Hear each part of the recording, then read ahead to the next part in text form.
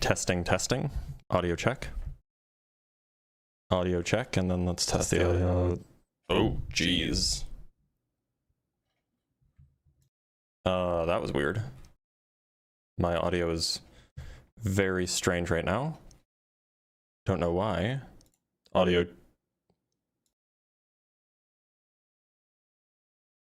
I don't know why my audio is very bizarre right now, but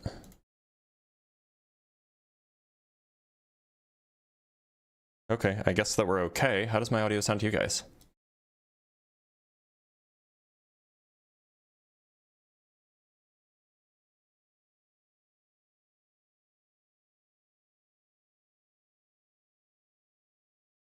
Sound okay? Okay, good.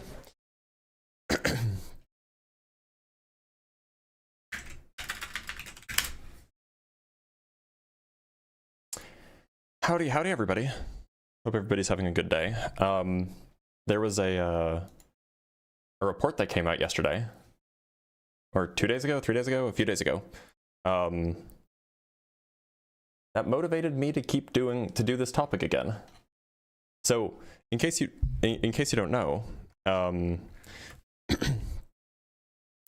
in 2025, at the beginning of 2025, around February, March, the Trump administration proposed a budget, as a standard, like the executive branch proposes a budget and then it gets fought over in Congress. So at the beginning of 2025, the Trump administration proposed a budget. In that budget, it included basically cutting all of the three-letter agencies that have to do with science by like 50%. So like huge budget slashes for all of our scientific research in the United States. And this is a problem because even though that budget hadn't passed, there were a lot of funding cuts that were, implemented kind of preemptively, a lot of grants that were canceled, etc. However, at the end of, and this budget was fought over for months. However, eventually the budget was rejected and much of the science funding continued. This was done by Congress, not by the Trump administration. However, as of like a week ago, or in the last week or so, the Trump administration has done it again. They've proposed a 2027 budget, which again slashes all of the funding, not all of, but like half of the funding for all of our scientific research for 2027. So we're back. I guess we didn't win. I guess it was just a temporary stopgap. Anyway, so let us bring up, oh, never mind, our first guest who was in the guest box, they left. So this is bad. It's bad and unfortunate.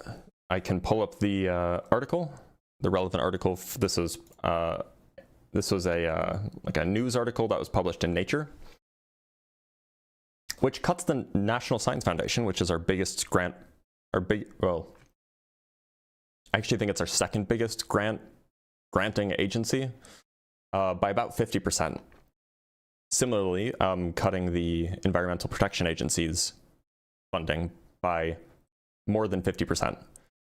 Cutting the National Institute of Health funding by 13%. So, yeah, I mean, it seems like that there's not really an interest here in promoting scientific research.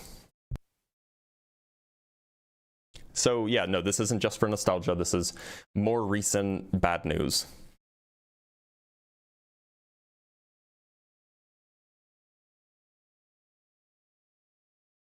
And of course, the reason why he's doing this is because he'd rather spend money on the military than spend money on science, because he doesn't really care about science.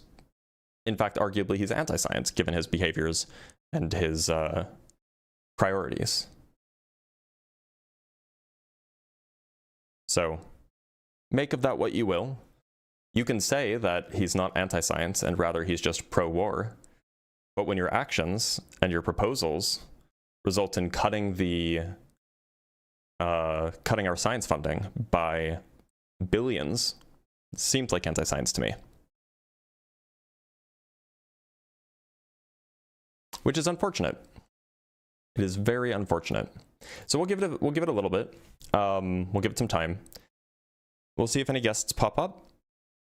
Otherwise, we'll just start going over the data.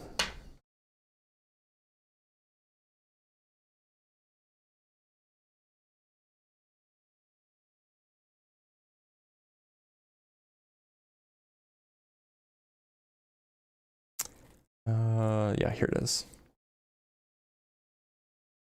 If he's not anti-science, it's because he's not even an agent. Yeah, fair. It's science that develops our weapons. Well, you might say that it's engineers, but yeah, sure. Morning, y'all. Morning, y'all, indeed. Don't think anyone told him how important science is. No, probably not. No, he probably doesn't know.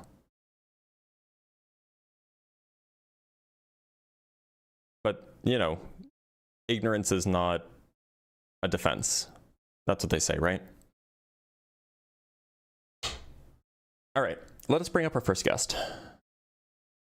Dawa Abdul Paba. Salam alaikum. Howdy. Salam alaikum, brother. How's it going? So, you say, do you classify anything as MAGA that supports Trump? I mean, not necessarily. If you support Trump because you just want lower taxes, then like you might not be MAGA. I support Trump because who he is. You support Trump because who he is? Okay, so that's kind of irrelevant to the conversation here. Do you think that MAGA, do you know what MAGA is? Yeah, make America great again. Okay, so yeah. So it's a movement, right? And so do you think that the MAGA movement is pro-science, anti-science, or neutral? Given what policy? I'm just asking about the movement as a whole. I think that's a category on balance. error.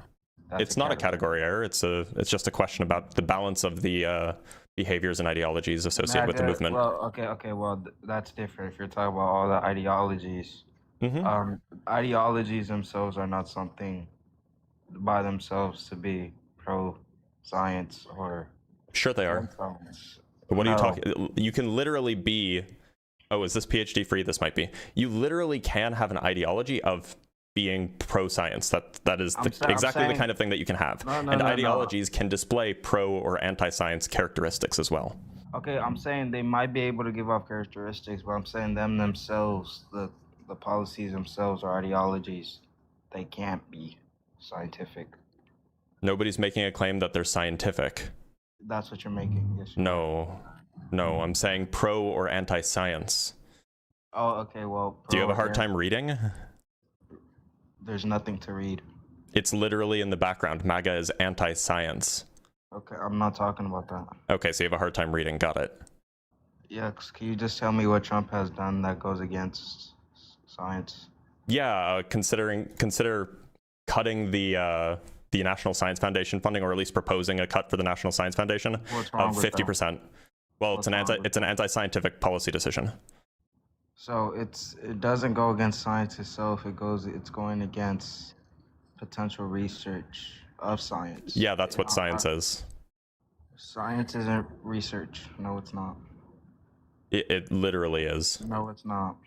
Okay, then you just want to have a semantic dispute, which I guess is fine if you want to, but it just doesn't sound like you want to have substantive discussion here. Science is an observation of the natural world where you have repeatability, producibility, at a conclusion. No, it's the scientific method is what you're describing.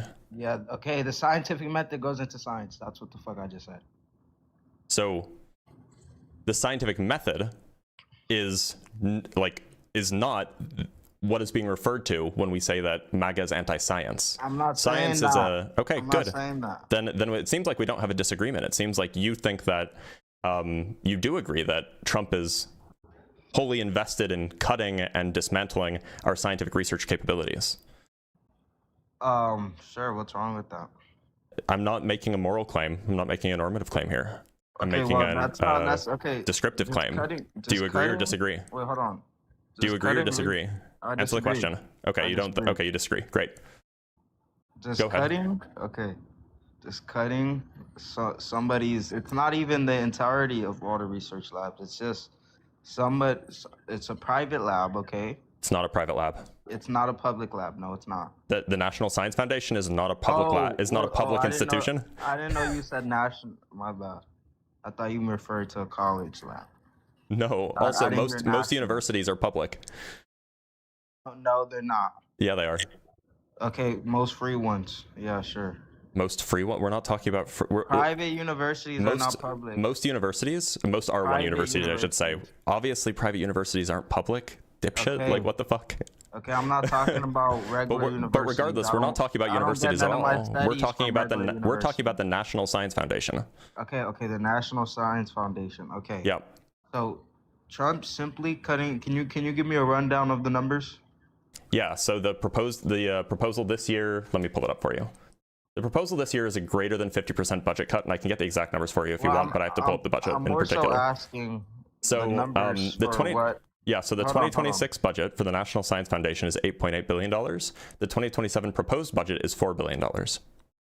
Okay, I'm more so asking about the numbers of what this would do to certain points of research within the national science.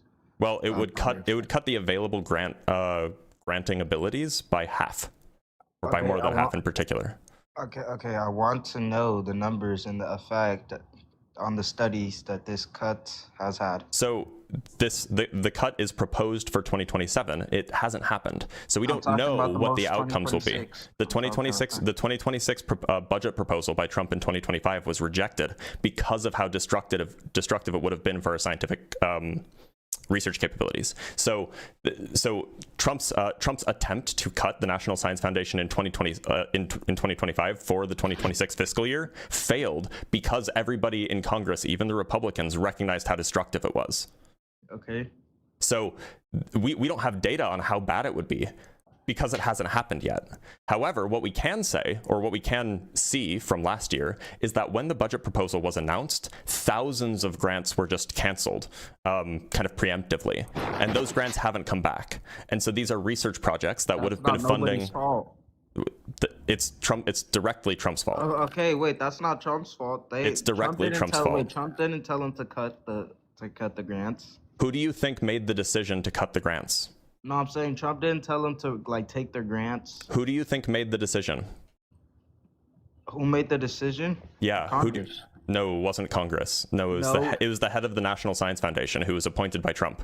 Yes, okay, but before that person gets orders, okay, it goes to Congress. It goes to the people of Congress. It didn't go to Congress. That's not what happened. It goes to the people of Congress. It goes to the Secretary. No, it doesn't. Yeah, this didn't pass through Congress at all. Wait, hold on. This goes to the chief of orders in the White House before it goes And anywhere. that's not Congress. Yes, it is. The chief of orders? That's a congressman. In the White House? Yes, that's a person that works from Congress. That's in the White House. That always. Are they? So to be clear, Trump proposed Trump's administration, it's not clear if Trump actually had a direct effect on this, but Trump proposed a budget cut in 2025, this is the beginning of 2025, for 2026 to cut the National Science Foundation, NASA, the NIH, etc. Yes, pro-science, cutting the scientific organizations. And as a consequence of the budget proposal, Trump's hand-picked man, who was in charge of the National Science Foundation, ordered his underlings to start cutting grants, to start dropping grants. Look, I could tell you why this did not pass through Congress. Okay. All that you said, I think is in benefit to my belief. I'm not making a normative claim. I'm just making the claim that it is descriptively true that Trump is anti-science and MAGA more generally is anti-science. Okay, look, I can tell you why that's not cutting funding. Okay, to science.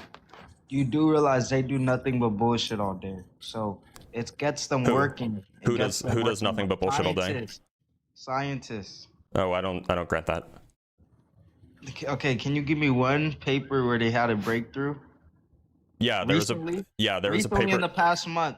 Yeah, there was a paper that came out that showed that a pill. Hold on, I don't want none of your pseudoscience. I want real science. There was a paper that came out. There was a paper that came out that did studies on humans that showed that a pill was able to compete and even in some cases be more effective than CPAPs to treat sleep apnea. That's bullshit. Who the fuck? Nobody suffers with sleep. Sleep apnea. Like what? No. This has got to be a troll. This has got to be a troll, right? I want something helpful to society. Nobody suffers from sleep apnea. Do you wanna put money on that? Okay. People could suffer from it, but it's not a lot. Like. Do you want to put money on that? That's okay. That's like me saying that just because like 3,000 dogs die. Do you want to put money on that?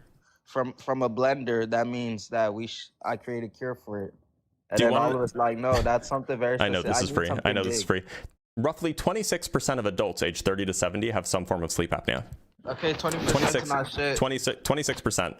Then where's the 50s? Where's the, like, he didn't discover 26%. anything. 26% is one of the most, is like an enormous chunk of the population. This is No, tens of millions of people. Even half. This is tens of millions of people. Okay, compared to what? Compared to 10 billion. What are you talking about? Compared to 10 billion, that's not anything. What are you talking about? We're talking about the United States. We're talking about sleep apnea, okay, which is a serious health issue. What about around the world? I mean, I can get you numbers on the percentage of people around the world who have sleep apnea. Yes, give me numbers. How are you still breathing? How do you not forget? I didn't forget anything. Yeah, how do you not forget to keep breathing?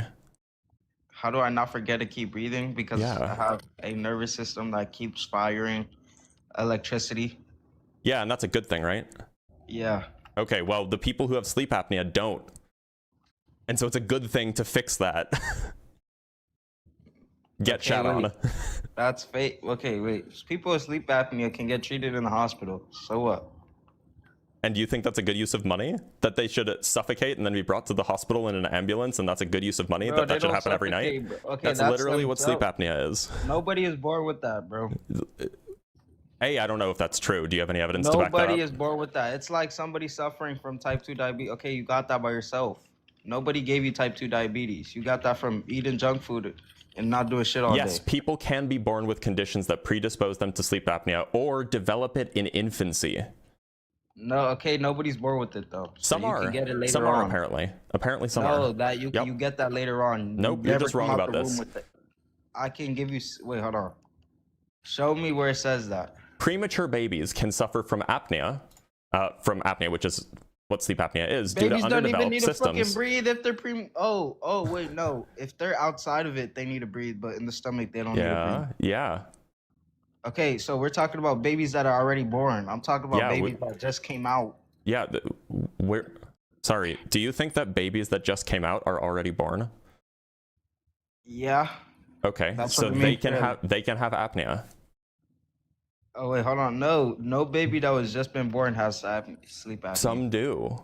Show me. It's apparently especially prevalent in premature babies. Show me. Okay. Show me one baby. Yeah, wait, you want me to show you a baby? Show me one baby that was born a couple seconds after they were born, they got sleep apnea. Here. You'll never find it. I literally have it pulled up. Okay, well, show me.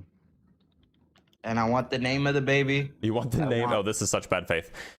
Premature infants are at a greater risk of having sleep apnea. Therefore, if you have premature babies, it is very important to watch for these signs and symptoms of infant sleep apnea. Have certain heart problems, for example. Premature is already born, nigga. Yeah, we're talking about babies that have left the uterus. Bro, okay, okay, that's not talking about right after they were born, though. I'm talking about right after they were born. Like fresh out the womb. Premature babies.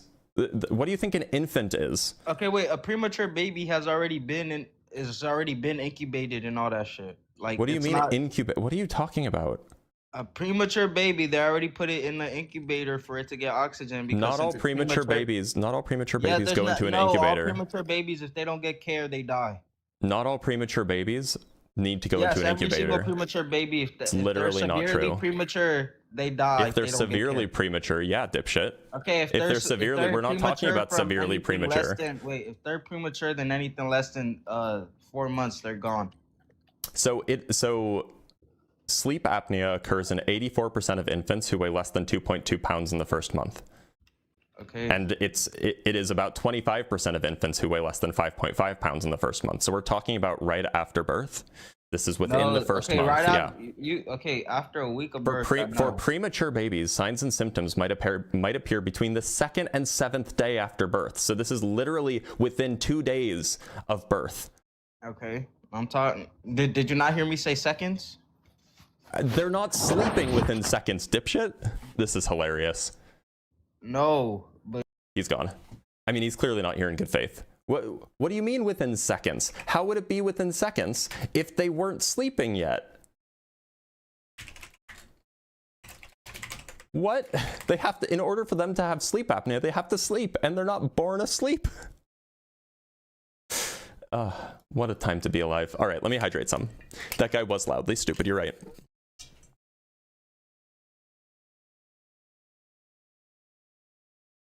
Sorry, I just got to adjust something. There we go.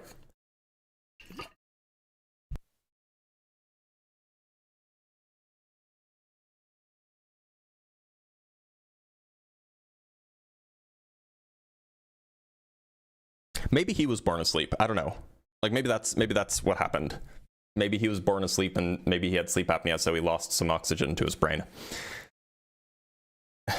I can't explain it otherwise. From C-Bar with the $2 or with the $3, thank you so much. And from Herman Preet with the $5, does Free not have anything better to do than show his ass on multiple lives? No, he doesn't, but he does make good content. And Dex, thank you for the GOAT trophy. I do appreciate you. He just wanted to argue. He didn't actually have a point. But that's fine. Let's bring up Slade. Slade, how's it going? I'm doing well. Yourself? I'm doing okay. Slade, would you consider yourself MAGA? That's kind of where I wanted to start, but for the sake of it, I suppose Make America Great Again isn't like the best, I guess, thing to support. But for the sake of it, I suppose so. I'm not exactly against Trump, that's for sure. So look, I have a few questions that I'd like to ask. It's just for like it's not quite a survey, but just for my own interest. Just a few questions, simple yes or no answers, and then we can talk about the answers that you give afterwards. But I just want to get through those questions really quick. Is that fair? Understood. So first, you said that you would consider yourself MAGA, or would you consider yourself just more kind of generically conservative, or perhaps neither? To be completely fair, I would say I am definitely more moderate, in the middle, leaning right, more so than left. That's fine. Now, would you say that humans are would you say that if climate change is happening, that humans are the main cause of it? I don't have the best information on that, but to be, I guess... You can say that you're unsure. You can say that you're unsure. Yeah. That's also a valid answer. I have no idea, if I'm being completely honest. Okay. Would you say that most of the vaccines that we give to infants, these are things like Tdap and MMR, would you say that most of these vaccines are generally safe and effective? Yes. Okay. And would you say that humans evolved from non-human ancestors? Yes. Okay, great.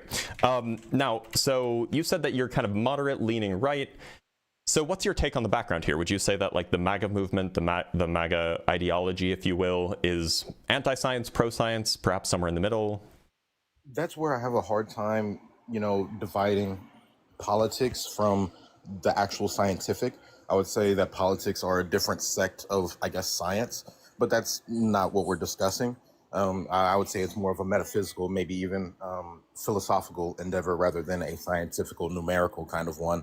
But still, with MAGA, I do think MAGA as a whole is more of a fringe, heavy emphasis on strange ideas. Make America Great Again. Do look at other things that aren't as important for the bigger topics. So just to be clear, are you aware that like the majority of Republican voters consider themselves MAGA?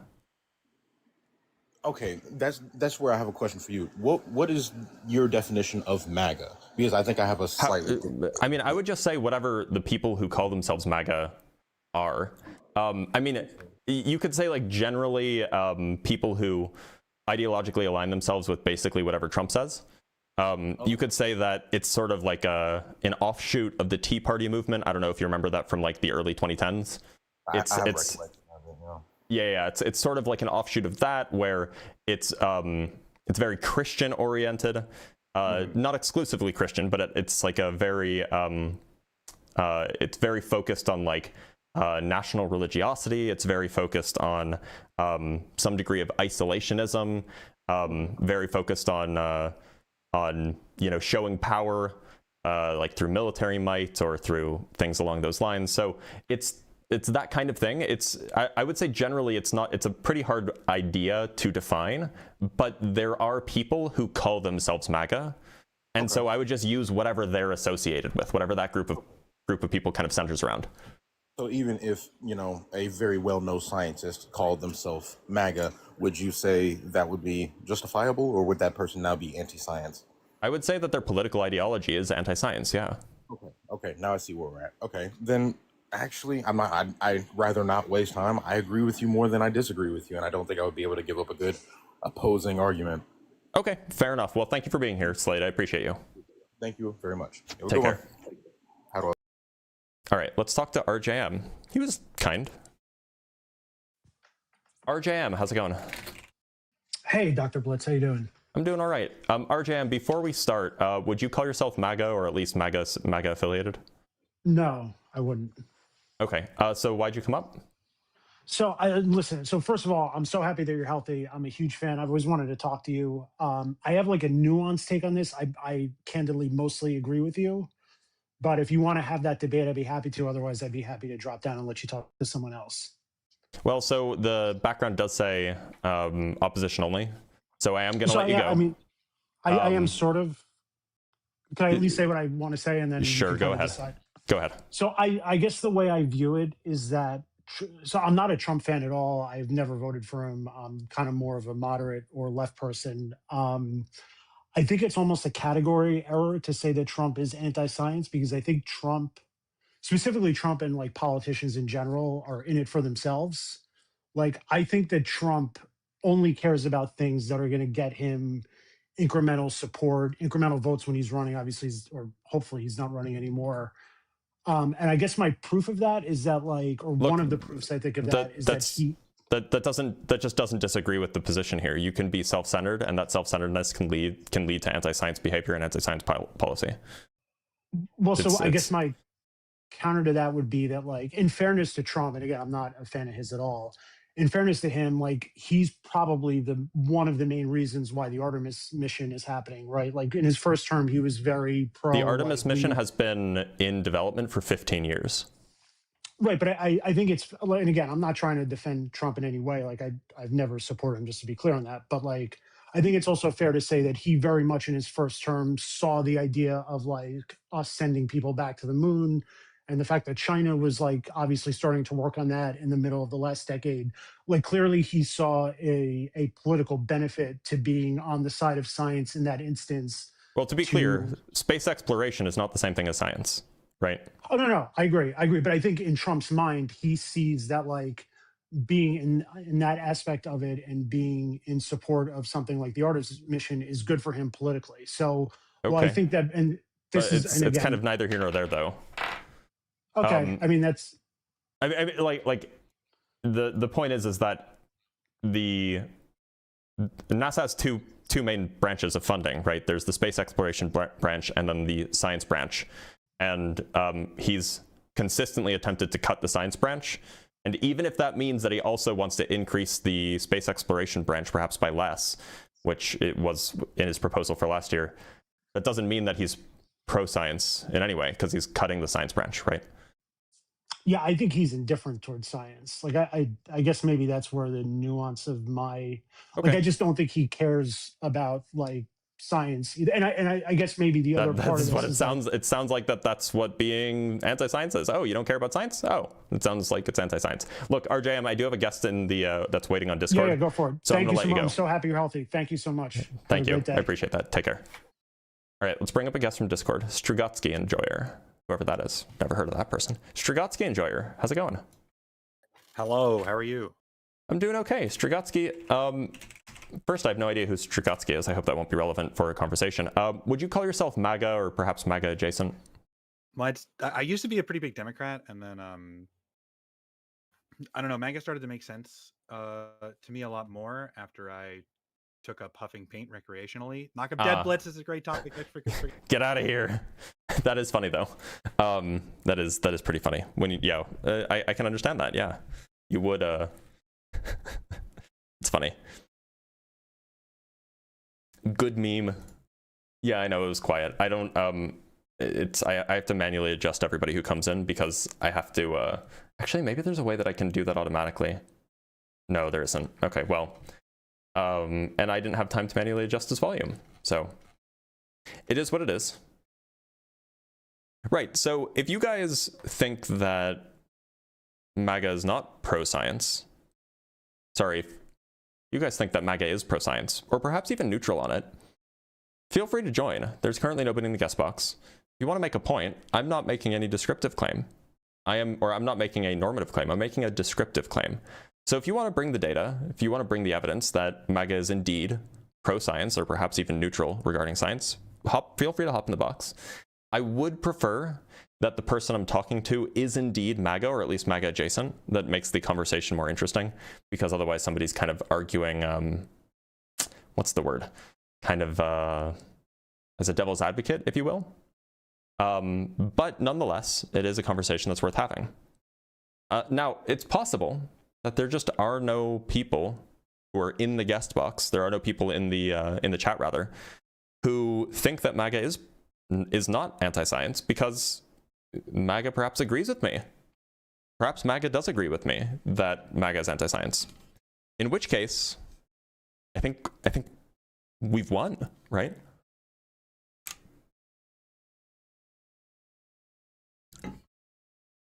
By the way, we just got a $10 Cash App from Grimlock for hydration for thine streamlord. Stay safe. Well, thank you so much, Grimlock. I appreciate you. Let me read through some super chats, at least one. From Empiricist with the $2. Why expect good faith from maggots? Contradiction. Yeah, so, I mean, it is the case that these kinds of conversations often devolve into bad faith behaviors. That doesn't necessarily mean, though, that we can't have good faith conversation, especially if you're disarmingly calm as I am.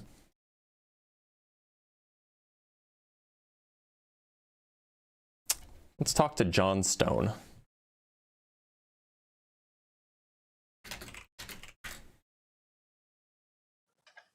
John Stone, how's it going? Good, how are you? I'm doing okay. John Stone, would you call yourself MAGA? Yes. Okay. Do you mind if I just ask you a few questions, just so I then, for my own edification, and then we can get into the nitty-gritty?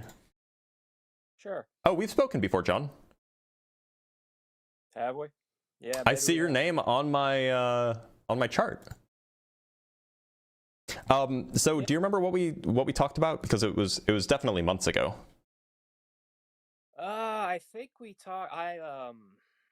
I believe in a spirit world, so we might have talked about that a little bit. And I think we talked about.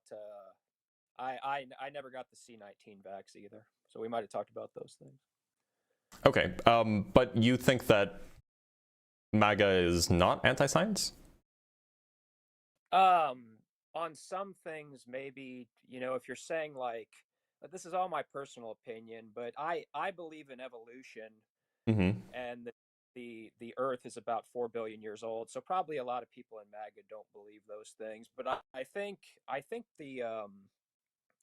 that the left is much more anti-science than MAGA, specifically in terms of something like evolution, because you believe in evolution, right? Yeah, and as does the rest of the scientific community. Right. All right. So yeah, like I said, this is all my personal opinion, and I know this where this will go. Do you not believe in evolution? I do. Okay. I do believe in evolution, but see, the problem is that the political correctness of the left doesn't, where the road of evolution leads, the political left finds blasphemous. Where does evolution lead that the political left doesn't like? There are average differences in IQ among races. What's a race? A cluster of ethnicities. Okay, so are you taking averages across ethnicities, or are you, and how are you delineating races? How are you deciding to group those ethnicities in such a way to call it a race? For example, would the Amazigh be considered, what race would the Amazigh ethnicity be considered? I've never heard of that. They're an ethnic group that's indigenous to North Africa. Okay. Yeah. So okay. So like, for example, like ethnicities would be a cluster. So like Vietnamese, people Well, you from said that Laos. race is a cluster of ethnicities. So I'm just asking which race does the Amazigh ethnicity belong to? You said they're again, I'm not familiar, but you said they're North African. Yes.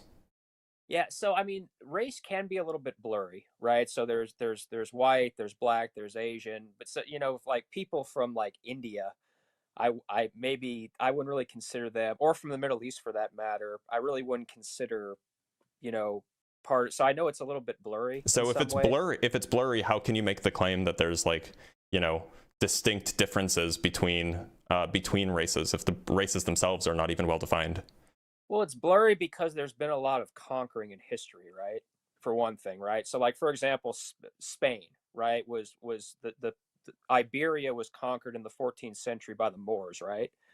So this is why, like, yeah, Spain would be considered white, but because of the Moorish invasion, there's going to be darker features. For example, same thing, something similar with Turkey, right? So Turkey would be kind of considered European, but also Middle Eastern. So this is why I say it's blurry. Does that make sense to you?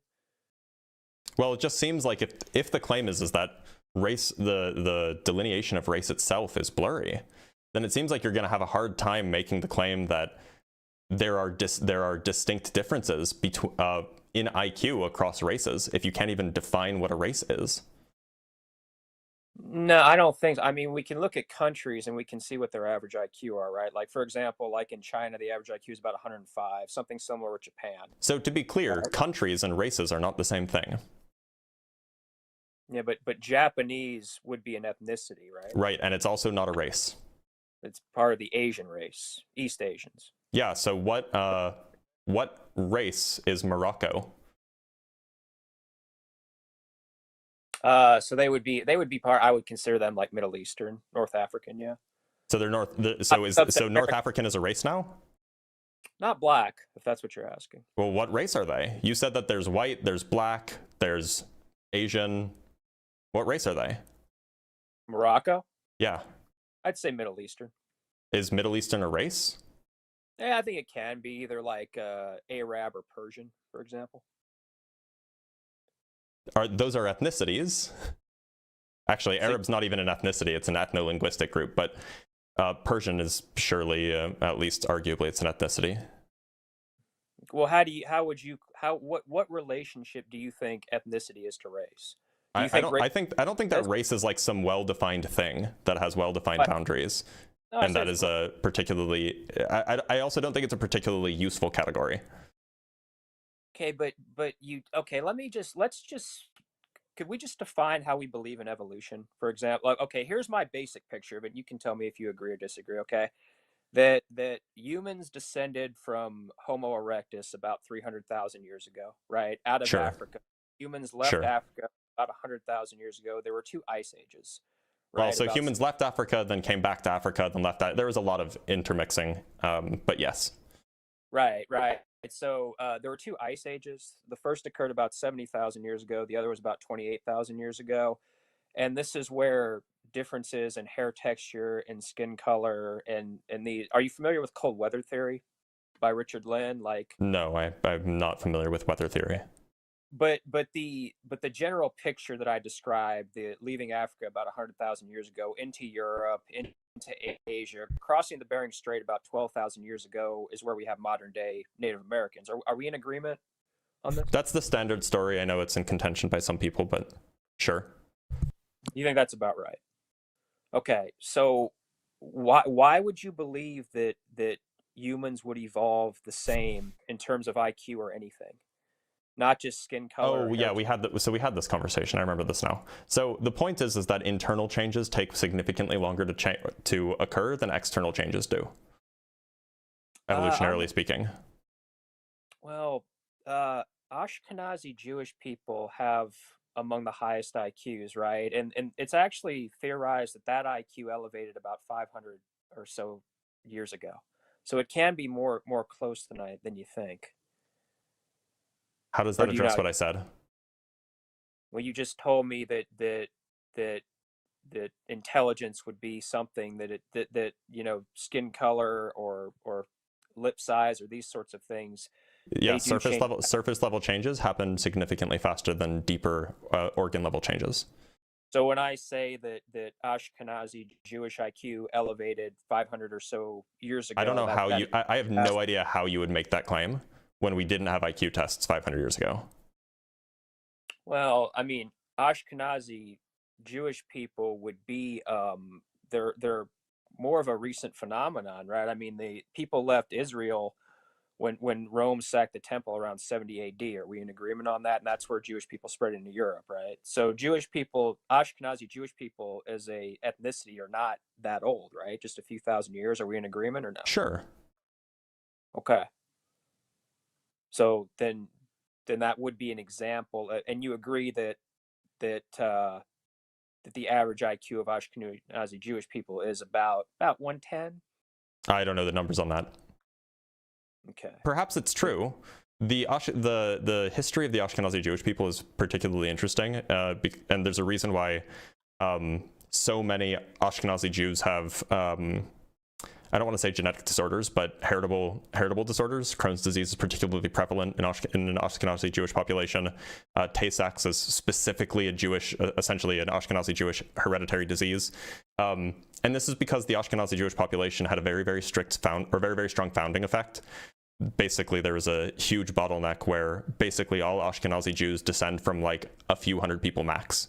And so whatever traits those few hundred people would have had, that would have been passed down to their descendants in a very, very strong way. Now, that's very unusual as far as populations go. Very few populations are that restricted on how they interact with surrounding populations, and very few populations have such strong founding effects as well. So if you want to make the claim that that Ashkenazi Jewish people have a higher IQ than, and despite having a short ethnic heritage of a few thousand years, you perhaps can make that claim. However, that claim or that piece of data is not in conflict with the general trend that internal changes happen significantly more slowly than external changes, because the reason for those significant internal changes is the result of a founding effect. Okay, so the cold weather theory would state that it was harder to survive in cold weather climates, and this is where, are you familiar with like high frequency alleles? This is supposed to be this sounds a lot like the kind of thing that you would want to defend if you wanted to defend like some sort of race realism, which is fine, but I'd be curious, and it seems like you're well read on race realism, so kudos to you. I'd be curious how much you've actually read that conflicts with your view.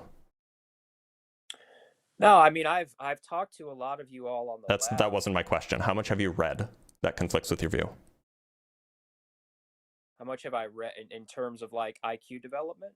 In terms of, discussions about IQ, discussions about what race is, discussions about the evolutionary history of humans, etc. I'm curious about how much you've read. Because it sounds like you've read a lot about stuff that supports your race realist view. No, I've read, so for example, I like to watch more documentaries. I mean, I read some, but I'm not a super fast reader, so I like to watch them. I just process it better. So I've watched a lot of like Flynn, right? Like he debated Charles Murray. So I have seen the counterpoints. Okay. What's the counterpoint? That it's virtually all environmental. That discrimination and access to resources and proper nutrition and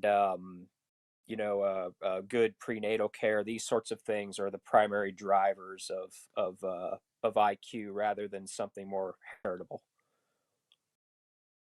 Okay, and how is that a counterpoint to your claim that weather? How is that a counterpoint to this weather theory that you're proposing? Well, it's a counterpoint because the heritability or the biological basis, I think it's a combination, right, of environment and nature nurture. But it's a counterpoint because it would be it's impossible for the left to accept this because of the well, desire. hold on. Actually, there seems like, sorry to cut you off. There seems like there's a direct contradiction in the view. If the claim is that colder weather is harder to survive in and thus requires a higher degree of, critical thinking and perhaps a higher IQ or something in order to survive effectively, and so you would have some sort of selection effect for that. It's just not the case that East Asia is colder than Europe, right? Well, but this is why I mentioned the ice ages, 70,000, 50,000 years ago. It was part of the evolutionary process. Okay, so what's the evolutionary explanation for why, according to you, East Asian ethnicities have higher IQs than Europeans? They have a little bit larger brain size on average. So what's the evolutionary explanation, and how does your cold theory account for that? Well, I've explained it here. I'll pull up a little more. There, 1 sec. I'll pull up something a little more detailed here. But essentially that surviving the cold weather changed the alleles, the high frequency alleles, right? Also the brain size. That seems like it's not addressing the contention here.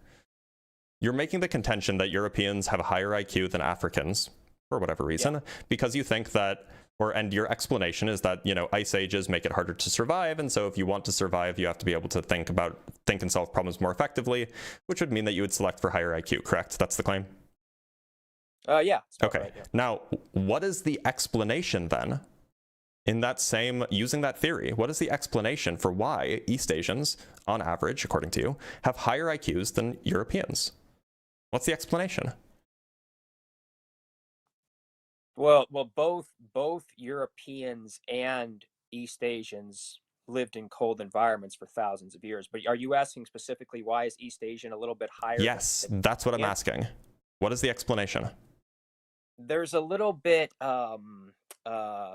difference in a higher degree of spatial IQ among East Asians, I believe, right? And also, like I said, the brain size is a little bit bigger too. What's the explanation for that difference? Oh, so Europeans as opposed to East Asia. What is the explanation in your view? The 5-point IQ. Well, I give it to you. The brain size is a little bit different. No, hold on. You keep saying things. What's the cause? The cause of your explanation for why the European IQ is higher is because it had to exist in this ice age. That doesn't account for why the East Asian IQ is even higher still. So what is the cause there? Had to live among the ice age too, or do you disagree? They both had to. Right. So why is the East Asian IQ higher, according to you, if they had the same environmental or similar environmental conditions? Well, it's going to be a little bit different, and it's not going to be exactly the same. Oh, so now all of a sudden your theory can't account for these differences? No. Here, let me give you the. To be clear, a 5-point average difference is significant. It's much. Look, the average IQ in sub-Saharan Africa fluctuates between the high 50s and low 70s. So to be clear, do you think that that is the intrinsic? Do you think that that is the? Do you think that if you take 2 infants, one with European ancestry and one with sub-Saharan African ancestry, and then brought them to and raised them identically, do you think that the difference would be that significant? No, but it would still be higher. Okay, so how big do you think that difference would be? Because that's the thing that you're really trying to compare. You're really trying to compare things that don't depend on environmental factors. The environment versus the genetics. Right. Right. You're making the claim that there is still a significant genetic difference that doesn't have anything to do with environment. So if you're making that claim, you need to tell me what you think that difference would be if you removed all environmental differences. I think the environment accounts for maybe, just in general, probably about 7 points. Okay. Do you have any data that backs that up? Do you have any data that backs that up?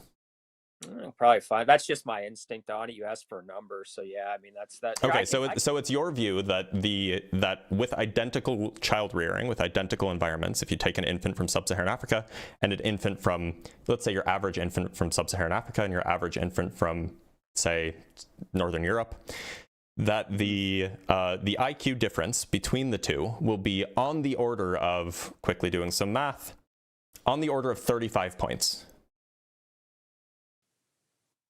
That's your view? 35 points that no, I think the environmental part of IQ on average is about 4 to 7 points. Right, and you made the claim that that the average IQ of sub-Saharan African people was 50 to 70. And so if environmental factors are 5 to 7 points, that means that removing environmental factors, you would get an average IQ of 55 to 75 points.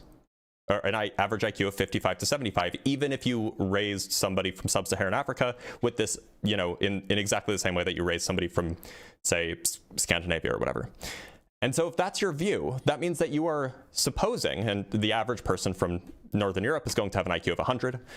So that means that you're proposing that even under identical child rearing conditions, that the average sub-Saharan African would have an IQ of 65.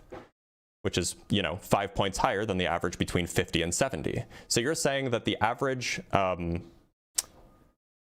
Northern European would have an IQ that's 35 points higher than the average sub-Saharan African, even given identical child rearing conditions. Is that your claim?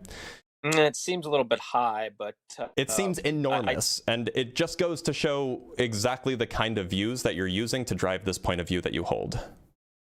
Because if you're making the claim that if you just pull a baby from sub-Saharan Africa and you plop them down and say they're adopted into the United States, that they would be diagnosed as intellectually disabled, severely intellectually disabled with an IQ of 65 is crazy to me. Well, but as I said, I mean if the average IQ in some places is in the low 70s or mid 70s, it's going to be a little bit higher, right? You're telling me that if you adopted a child from sub-Saharan Africa, or let's say that you sponsored a mother from sub-Saharan Africa, and so that the mother got exceedingly good neonatal care, and then you adopted the child and brought them to the United States, and you're like a well-off family, and then you raise them in a good school, good home environment, all of these things. Your claim is that on average, that child would be intellectually disabled.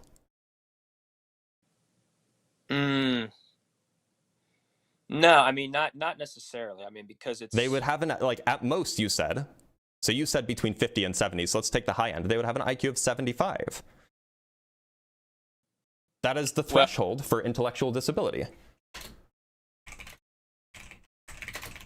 If I remember correctly. Sorry, an IQ score of 70 or below is actually apparently I guess it's 70 or 75. So you would have so the average person would be right on the threshold of being intellectually disabled in your view.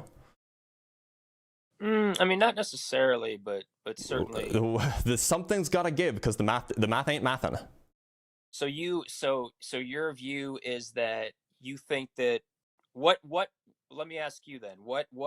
How many points do you think on average is attributable to genetics? I have no idea. You don't know? No. What do you think? I don't know. I would suspect that it's a fairly small amount. Well, are we in agreement that IQ is part environment and part genetic, part culture? My understanding is that IQ cap seems to be part genetic. It's not clear to me that actual IQ, that realized IQ, is particularly strongly genetic at all. But I haven't looked into this because I don't spend time obsessing over race science. Look, I'm telling you that the reason I'm going over this with you, I'm telling you the problem with third world immigration and the problem of equity, right? Mm-hmm. North and South Korea have very close average IQs, and North Korea lives in much more poverty than South Korea, right? So yeah, I mean the difference between North and South, I'd say it's probably about 5. Well, the question is not like how rich they are. The question is how much education do they have? And North Korea still has education. It still has a robust education system. And how much neonatal care do they have? And how much what their nutrition is. And it's not clear to me that their neonatal care is particularly bad. I don't know anything about the status of nutrition in North Korea. I imagine that you probably don't either. So I'd actually be very surprised to see if there was any how well studied the IQ is of North Korean people, to be honest. But so we always hear all the time about access to resources, but maybe it's not so much access to resources, it is a culture's emphasis on the importance of education. Well, no, I mean, so there would be 3 environmental factors that are relevant, right? There's neonatal care, there's nutrition, and there's education. Right. Those are the 3 relevant environmental factors. And if you have a robust education system, even if you're poor, you're still going to have a robust education system.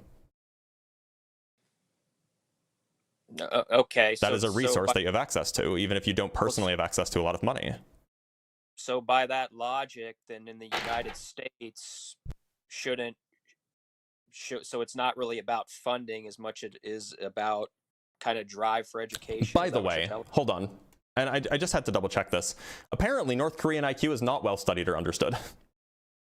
So I'd love to see her claim that they have like the same IQ as, like, North Koreans have the same IQ as South Koreans. Yeah, I've found that. I found 98, 99 in North Korea and about 103 in South Korea was the numbers I found. That's a huge difference. 5 points? Yeah. Dude, 5 points is not that much. That's a third of standard deviation. Across an entire country, that's a pretty big difference. Okay. Also, I'd love to see the source of this claim. Like, is the source coming from like Facebook or where? I can try if you want. I can try and pull it up for you. That's yeah. I did find what you said, where there was kind of some places said, well, it's hard to get accurate data, but I found some places that did say like, 99 or so, and 103 was. Mm-hmm. Yep. I'm sure. So if you want a source on that, I can try and find it. Yeah, sure, that'd be good. Okay.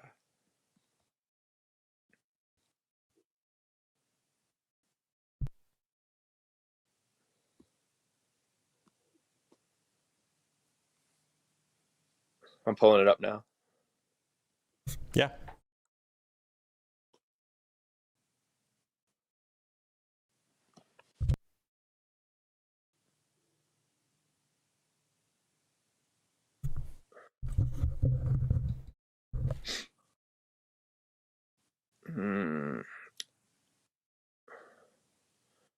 IQ Career Lab. Average IQ in North Korea 102. IQ. And what's the source for that? IQCareerLab.com. No, I mean, what's the source for that number? Here, let me go to it. The website was. You don't want the website? I mean, like IQ Lab. Okay, I'll just go to IQ Lab, and maybe it's .com. Maybe they'll provide the source somewhere on their website. But like, I'm asking for like the study that conducted the analysis, right? I'm not asking for like some website. So it's IQLab.com and then North Korea IQ or something like. Here we go. Lynn and Van Hanen. Lynn. Sorry, what's the last name? Lynn, Lynn. That's probably Richard Lynn would be my guess. And then Van what? Hanen, Hanen. North Korea. Okay, let's see if we can find that.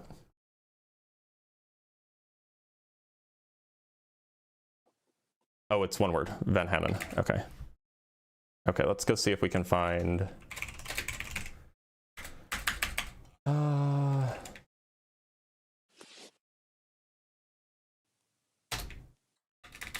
Van Hanen.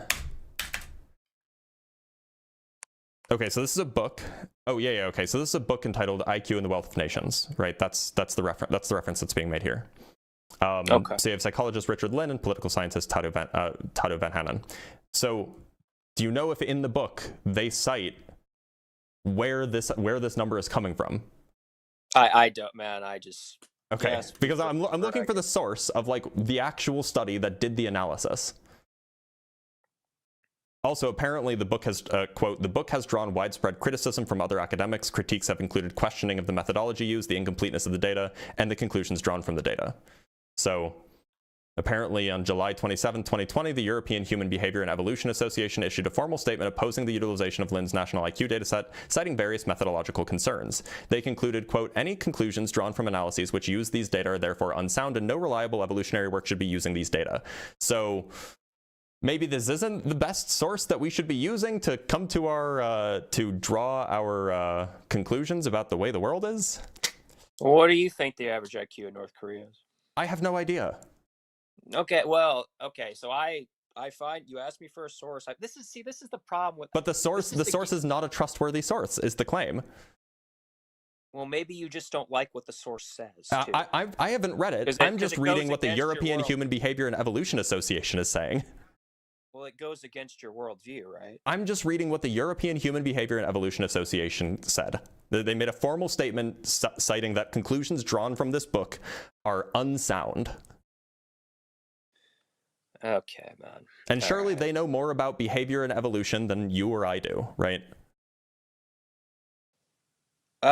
Look, man, I think that college is actually, I went to college, all right, so I'm not, look, I did go, I got a 4-year degree, but I think college is a big part of your problem on the left, man. College is a problem. Yes, it is. It has to do with postmodernism in the Frankfurt School and right, Hollywood. Okay. Look, I know it's ironic I support Israel, okay? But you believe this is sounding very Jewish Kabbalah, by the way. Look, a lot of the deranged belief systems on the left came from people like Herbert Marcuse, right, and Horkheimer, and Derrida. All right, Derrida. This is why we always hear about deconstruction. Okay, so yes, college is a big part of your problem. Yes, we should not educate people. That's definitely a good solution to solve the world's problems. Dr. Blitz, the right thinks that you all are crazy. Don't you understand? John, you are the right. Okay, I'm just trying to tell you that race and gender are not social constructs. They're biological. You couldn't even define what race is. I told you what race is. It's a cluster of ethnicities. Yeah, and then when I asked you what particular race a particular ethnicity belonged to, you couldn't answer. So clearly, it's not so well defined. Well, wait a minute here. You want to Europeans, Africans, South Asians and North Africans, Southeast Asians, Australian Aborigines, Pacific Islanders, East Asians, Arctic people, Native Americans. Those are races? Bushmen. They call them populations. Okay, so they're not races?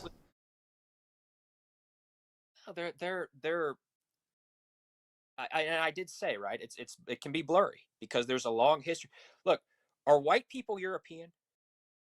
Are Irish? Some of them are. Ethnically Irish people, are they European? Are they white? Like, if I take, can I be black? Sure. Can I be African? I mean, well, I don't think that you can be African. I imagine that you're not black. I don't know what you look like. I don't know who you are. So. Well, my picture's right there, but I didn't know how. I can't know if that's a picture of you or not. I mean, it doesn't. Well, it looks like you're a white guy. Okay, but my point is, I can't be black. It's not socially constructed. If I do a DNA test, they're going to tell me what it means to be black is absolutely socially constructed. Oh, he was. Oh no, never mind. I thought he wasn't booted. He's still here. I just got a notification. Did I get a? No. It's fine. It doesn't have anything to do with you. It was just like an inactivity thing. Look, it sounds like that you have very, very strong feelings about black people. And it sounds like you have very, very strong feelings about universities and colleges, which just makes it seem like, and, you know, not putting this on you, but I'm sure you don't want to come across this way, that you just seem like the uneducated racist of the South that is so stereotypical. Like, that's just how you're coming across. And if you don't want to come across that way, I don't know, maybe change the way you think about things? Well, what if I just point out to you average IQ, that's racist to you, that average IQ of American black people? Well, it seemed like the claim, the at least one of the places that you derived your data set from is apparently not to be trusted. And the other claim that you made specifically about sub-Saharan African people was, you know, when we followed it logically to its conclusion, was that if you took an infant from sub-Saharan Africa who had perfect neonatal care and brought them to the United States, on average, they would be intellectually disabled. And that's obviously false. I didn't say all of them would be. No, but that is the conclusion of your line of reasoning. That is the logical conclusion of your line of reasoning. That the average sub-Saharan African infant with perfect neonatal care brought to the United States and raised in the United States by, you know, a decently well-off family, of course, your logical conclusion is that they would be, on average, intellectually disabled. That is the conclusion of the claims that you've made. And obviously that's not true, which means that you haven't thought this through to its logical conclusion, because you know that the end is false. Well, which no, means that I one of would- your starting premises must also be false, by the way. Well, no, I mean, I'm where I say that if it was so is your rationale for these discrepancies environment, if that's the case, or discrimination too, right? Is that your explanation for lower Sorry, IQ one more time? in the United States? Is your explanation for these differences in average IQ like racism? I don't have an explanation for the average IQ. Don't have an explanation. No, I haven't studied this. This is not something that's particularly interesting to me.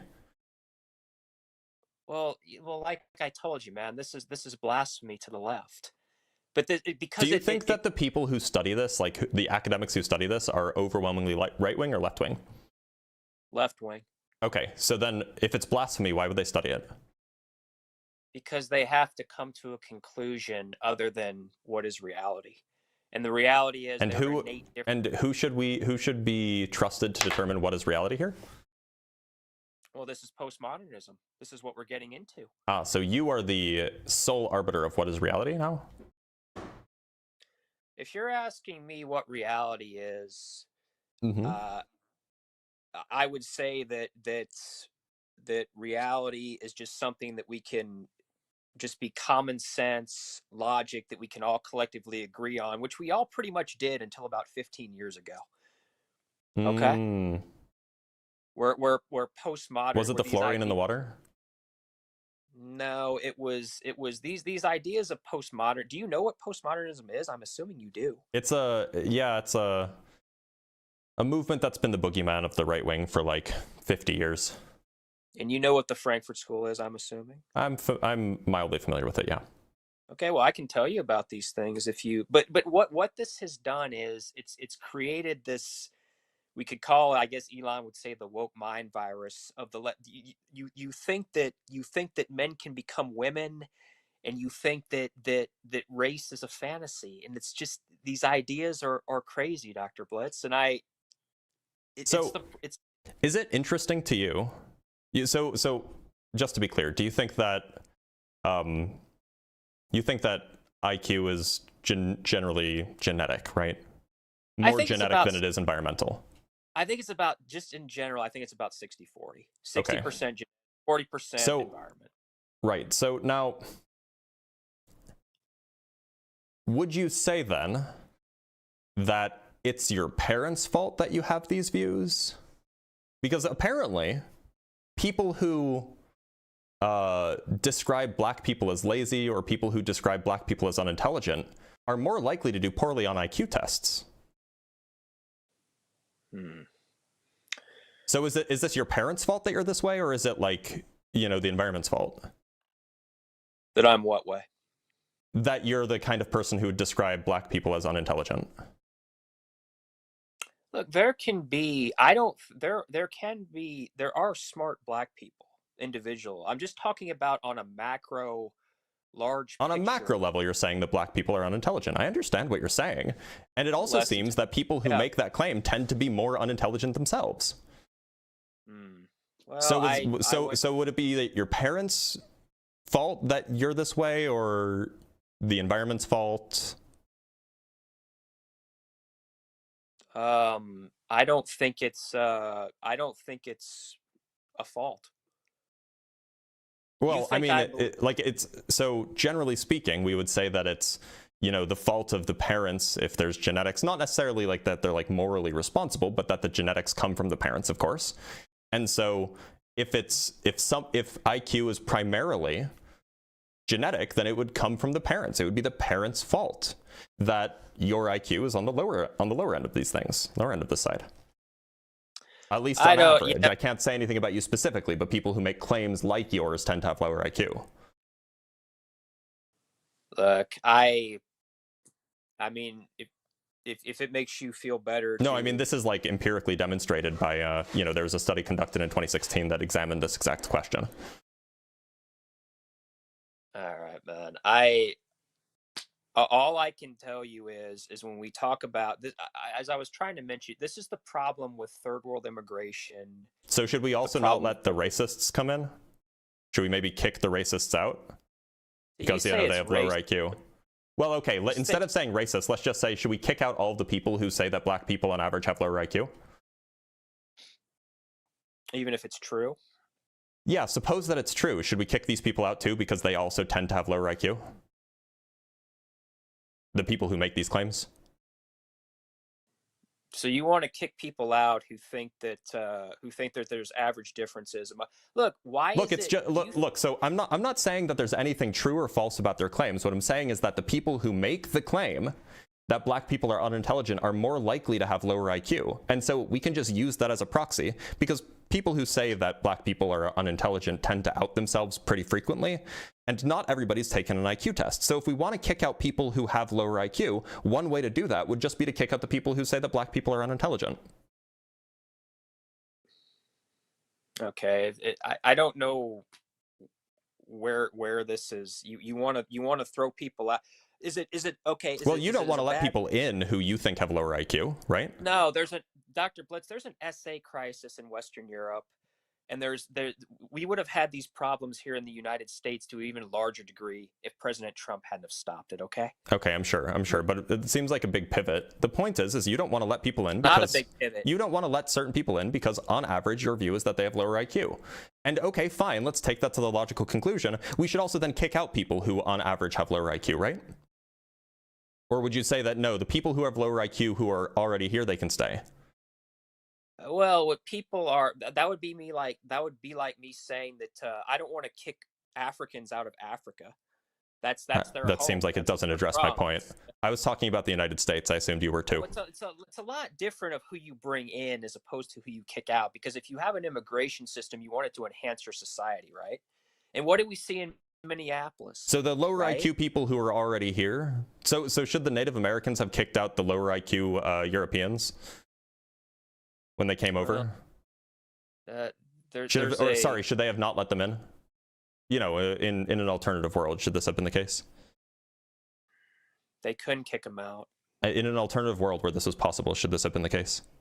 Well, in an alternative world, okay, man. I don't look the Native Americans. I'm not condoning what happened to Native Americans. It was a bad thing. No, I'm just saying that, like, you know, the indigenous people of the Americas are descendants from East Asians, right? Mm-hmm. So 500 plus years ago, if we could have taken IQ tests, presumably they would have had higher IQs than those from Western Europe. So they shouldn't have let the Europeans in, right? They couldn't stop them, Dr. Blitz. I'm giving you a hypothetical. What conquering and colonization? I'm giving you a hypothetical.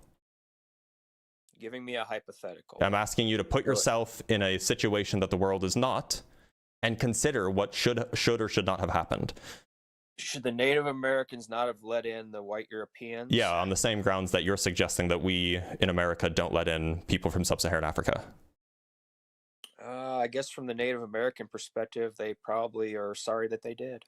Well, that's not what I'm asking. I'm asking on the same grounds that they should not have let in the Europeans, given that Europeans on average would have lower IQ than the Native Americans would have.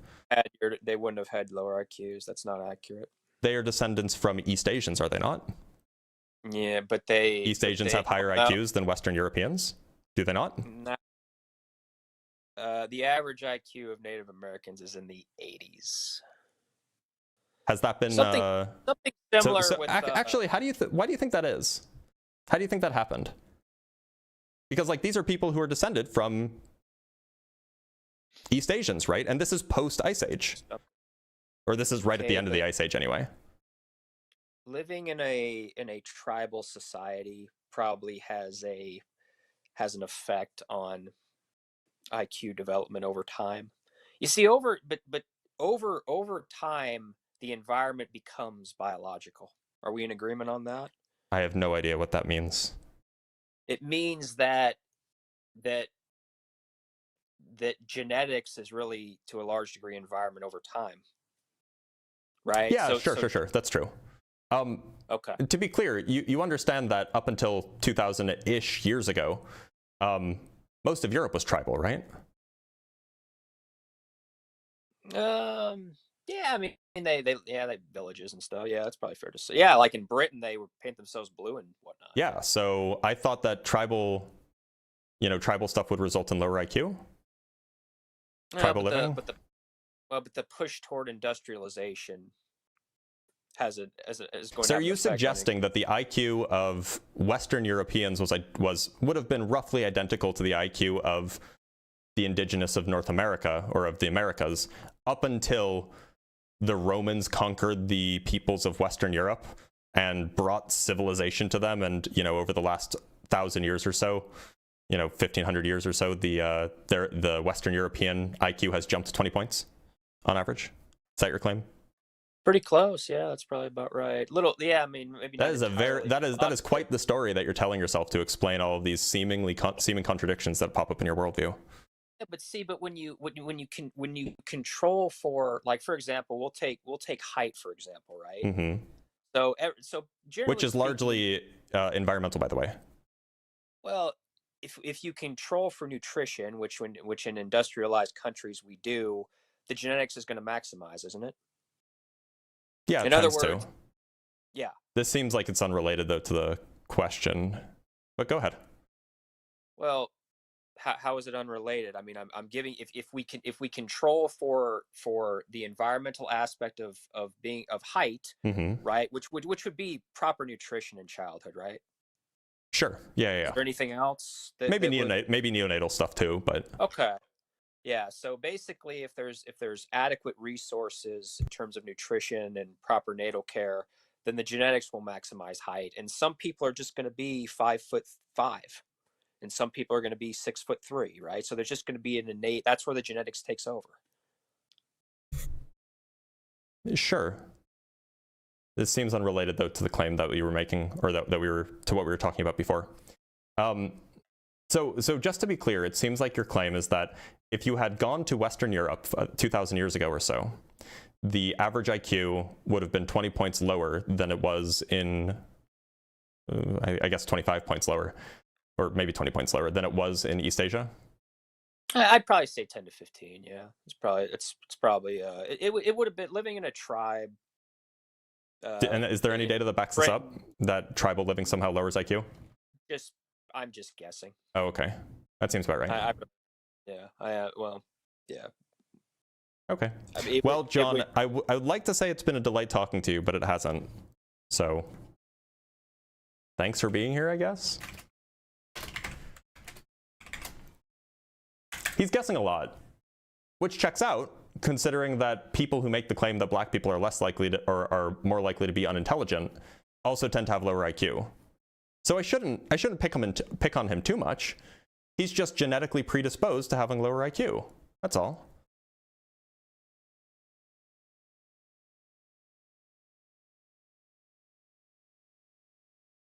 Anyway, let's read some super chats. I'll do some hydration and then we can move on to our next guest.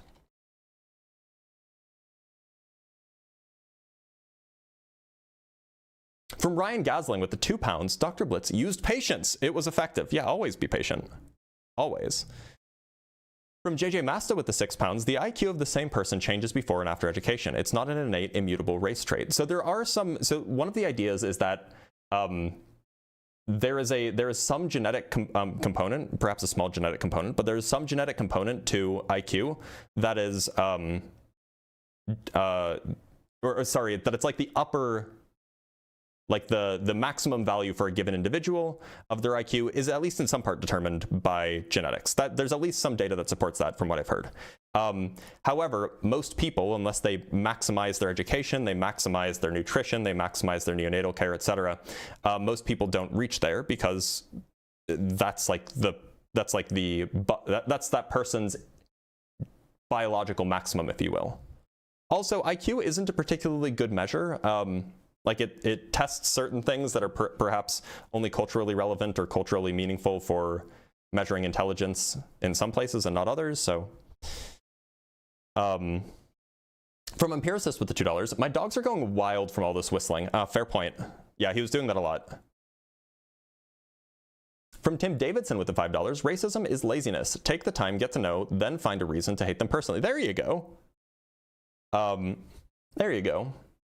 From EB with the $2, WTF even is IQ? I don't get the obsession. So the whole obsession with IQ amongst racists is that they want to find some way that they can empirically show that like white people are somehow better than black people. That's really what it boils down to, right? From Lost in FRP with the 220 Turkish liras, a KSP question again. Have you played KSP with RP1 and or Principia mods? RP1 is for realism and Principia for n-body physics. I tried Principia a while ago. I haven't played KSP in a long time, but I tried Principia a while ago. It wasn't great when I tried it. It's probably been developed more in the future or since then, but it wasn't great when I tried it, and I never really got into RP1. From Lancelot Cockblocker of Galahad, great name, with the $5. Brothers have big lips and are dumb, and white people are smart and tough. Blah blah. Just say it already. Yep, that's what his argument boiled down to. From Gretchen with the $5. My super scientific opinion is that MAGA brains are about as smooth as koala brains. I promise I did the research. I can pull it up. That's funny. From Ryan Gasling with the £2, Dr. Blitz, Chef Blitz.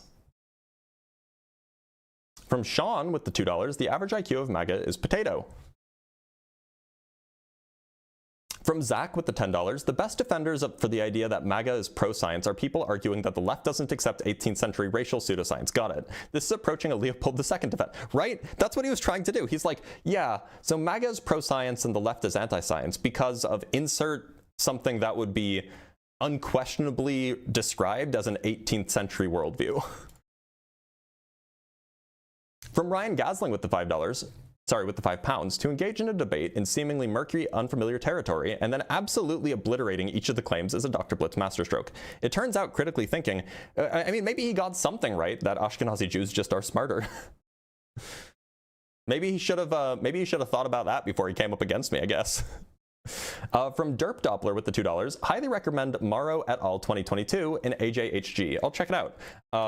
Morrow 2022 AJHG. A scoping, okay, so I'll just pull this up just so everybody can see it because I don't know what this is. A scoping review of guidelines for the use of race, ethnicity, and ancestry reveals widespread consensus, but also points of ongoing disagreement. Okay, I'll take a look at it. I'm not going to read it right now, but I'll take a look at it. From Fears Interaction with the $2, MAGA minus racism plus misogyny equals empty set. There you go. Look, I didn't say it. From Nora Cora with the, I did say it. From Nora Cora with the $2, send MAGA to Siberia so they can evolve higher IQ. There you go. You just need the cold. From Jack Fetter with the $5, it was quite enjoyable to witness him realize his very assertion was also his demise. I plead the fifth, Your Honor. It turns out that a lot of people have studied IQ in correlations with various social and psychological phenomena. I didn't even know that there was I didn't even know in advance that there was a study that examined the relationship between racism and IQ. But like my giant mega wrinkly brain was like, there's gotta be one. And so just like a quick Google search popped one up from like 10 years ago, from 2016, which, that was 10 years ago. And like, it turns out my giant wrinkly brained IQ was good enough, the intuition was good enough to get me to completely destroy his worldview.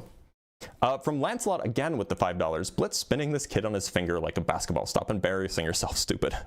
Look, we can't blame him, we have to blame his parents.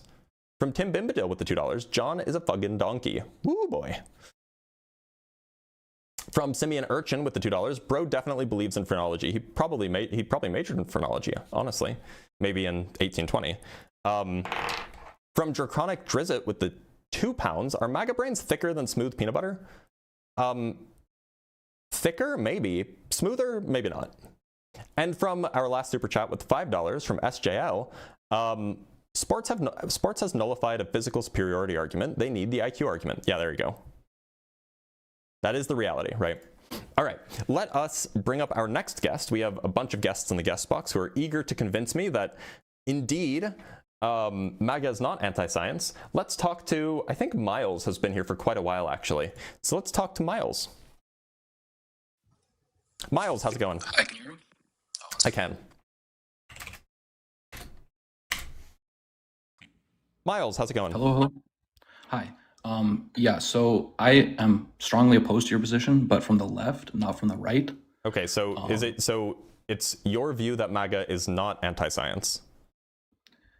My view is that regardless of this debate that you're having, you're kind of cherry picking and narrowing your focus on this big political debate to frame it. And basically what you're doing, you're saying is MAGA has all these values, but you're only opposing the fact that they're anti-science. So you're not opposing, their immigration policy, at least not with your prompt.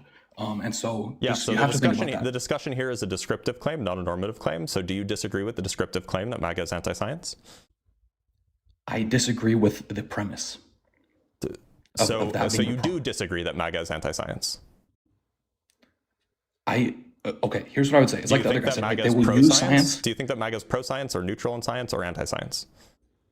Okay, sure, they're neutral in science. They will use it for their benefit, and they'll suppress it. You think that they're neutral in science? That's an interesting take. Like that last guy, right? He was using science. He's MAGA. He's closet MAGA, right? Like you're. Oh no, but you're here's the thing. Conservative. He wasn't using science, right? He couldn't actually He provide was using any scientific what sources. He thought was science. He doesn't know any better. He's uneducated. You have lots of privilege because you're extremely well educated. You have a liberal education. Yep. He has a conservative education, right? Extremely limited education. So he wasn't using science. We can agree on that. I'm glad he was using what he thought was science. He doesn't know any better. That doesn't mean that he was actually using science just because he thought he was using science. Sure, he believed he was using science. Lots of people think that they're using science. That doesn't mean he was using science as he understood it. And he so people have different conceptions and he of words. understood it poorly.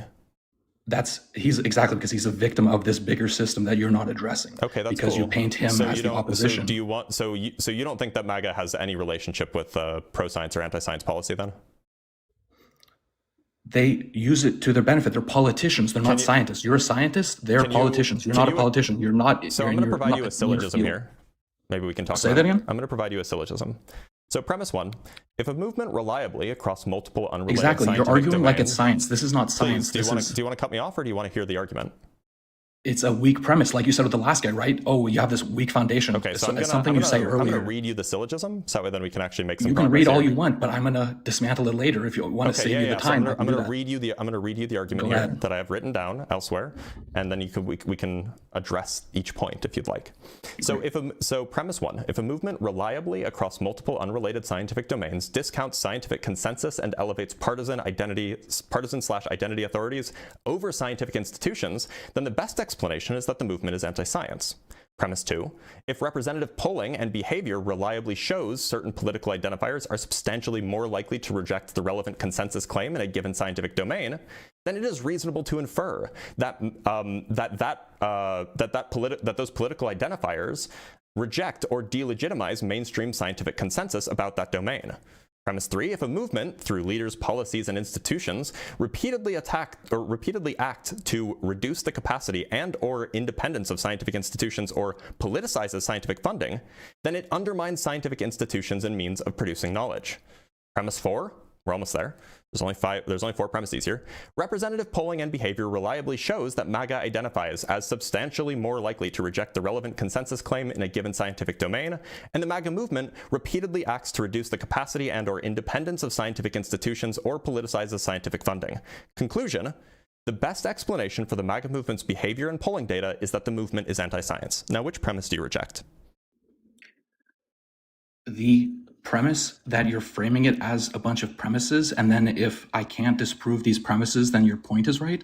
Okay, maybe your single point is right, but it makes no difference. What? I'm glad we agree. That the best explanation for the MAGA movement's behavior and so policy that's what you want to do. You treat it like it's science. So I already agree with you on this stuff because I'm well educated like you, but are you trying to get people who already agree with you to say, oh, wow, he's so smart, he can write these statements that make him sound really smart, and he can prove dumb people who have never received an education wrong? You seem upset because I'm not having the conversation you want me to have? Yeah, because I want to focus towards systemic solutions where we have a better future. It is my prerogative to have the conversation that I want to have. Exactly. If you don't like it, you don't have to be here. And that's why I'm saying this is the conversation that is. You're saying I'm a closeted conservative. That's and hilarious. You're not sufficiently educated on politics to be talking about this stuff. You're well educated in science. Good for you. Stick to your domain. That's great. Because we are supporting your opposition by sowing division and creating polarity. We are sticking to my domain. What you're doing. This is my domain. I'm making a descriptive claim about reality.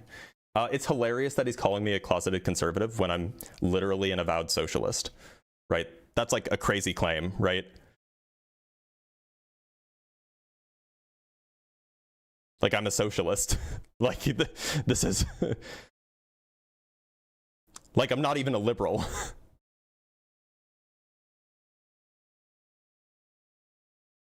But anyway, he just really he really wanted to come up and cry because I wasn't talking about his specific pet project. So he's the kind of people that make socialists and leftists look bad, by the way. Just saying. Also, somebody said the nose ring tells me everything you need to know. This isn't a nose ring. This is an injury I got from a surgery 2 weeks ago. Like, this is an injury that, like, I didn't choose. It's not a nose ring. It's skin that was ripped off of my nose. So thanks for being a dick, I guess. Like, from Optimus Rhymes with the $2. Typical Hassan Piker fanboy. Yeah, plausibly. Yeah. And from Kerry Yost with the $5. I disagree with what you're about to say, Blitz. Yeah, he did. He did. He was very, very upset with what I was about to say, without actually letting me say it. Oh, wait a minute. Where's the... Sorry, I just want to make sure I have something pulled up, so then I can add it to my debate notes later. Okay, let's bring up our next guest.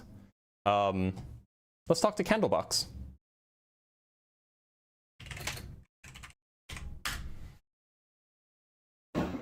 Candlebox, how's it going? Hey.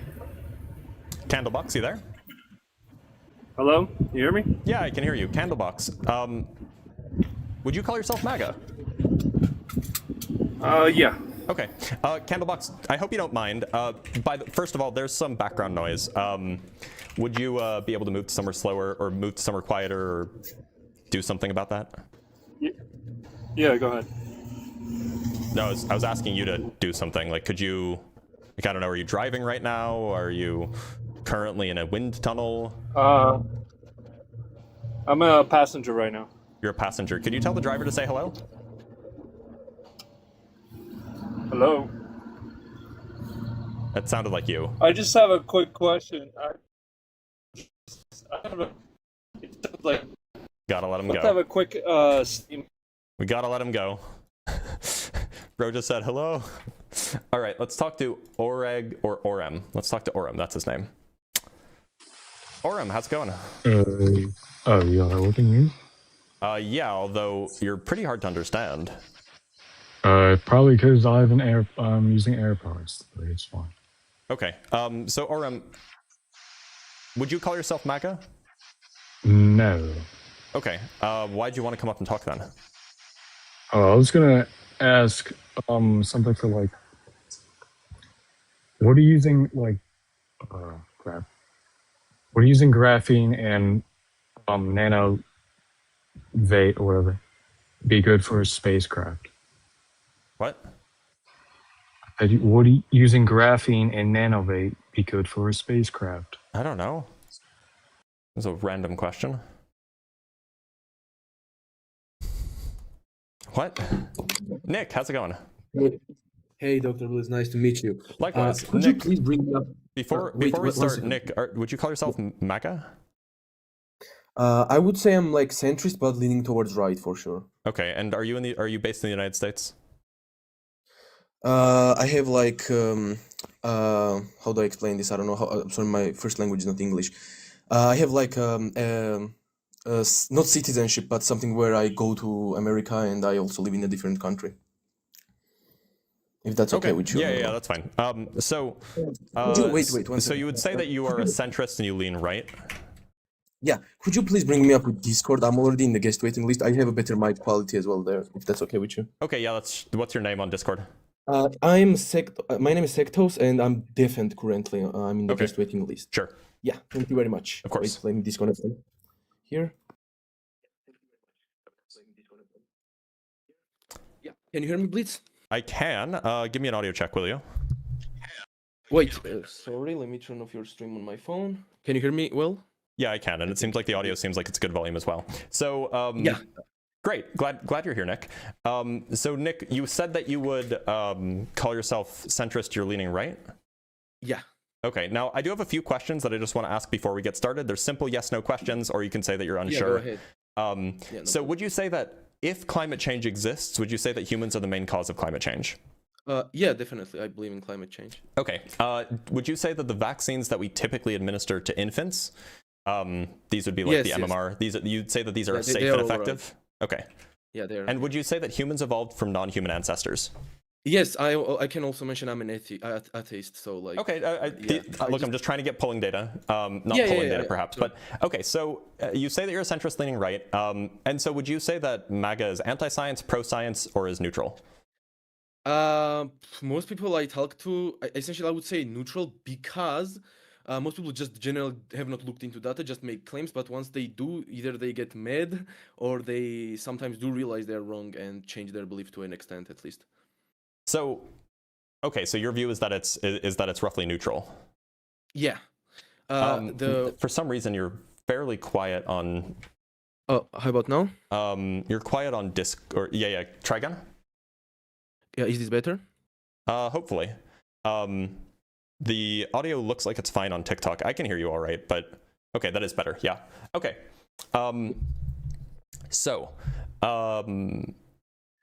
If I could provide you with pieces of data, with policy proposals by MAGA, say MAGA leaders, that is best explained by those MAGA leaders being anti-science, would you change your view on this? Yeah, probably. But I just wanted to debate on certain two topics, if that's okay with you. If not, then I think. Well, I mean, the topic is broadly about MAGA being anti-science, and so it seems like. And I would like. So, is there a particular point that you think is relevant for that conversation? So there's two topics I'm really interested in. Would be like race and ethnicity you were talking about, and also trans issues. I'm okay with whichever you prefer. Yeah, so as far as, I don't really care a whole lot about race and ethnicity, so that's why I don't really know a lot about it. I don't have the data to support it. But as far as the trans community and the trans identity is concerned, you would recognize that that the majority of psychologists, the majority of neurologists, the majority of physicians agree that the trans identity is real and that gender is not something that is identical to sex, right? Let me really quickly explain my view on it. We might not disagree. I mean, if we don't, I'm gonna just disconnect and I'm just gonna apologize for taking up your time. That's fine. So my view is that I am okay with transgender people. I think transition should be okay for anyone that wants to do it, except for underage people. That's where I might contend you on about, because I don't think underage kids should be able to transition at all.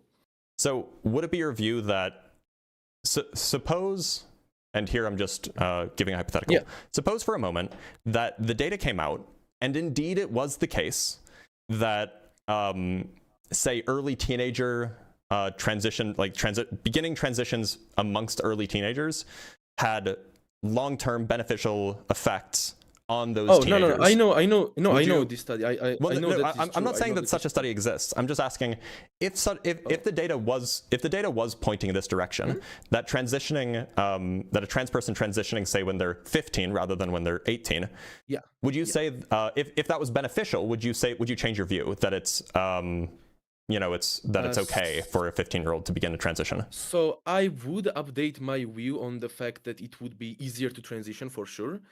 But where I essentially struggle with is that I think, can I give you premise argument essentially? I don't really have it written up, but if it's okay with you. So it would be something like transitioning could be a life-changing decision. We don't wait. I'm sorry. I'm getting a call. Let me just answer for a second. I'm so sorry for this. That's fine. Could you give me 1 second? Yeah, go ahead. Much.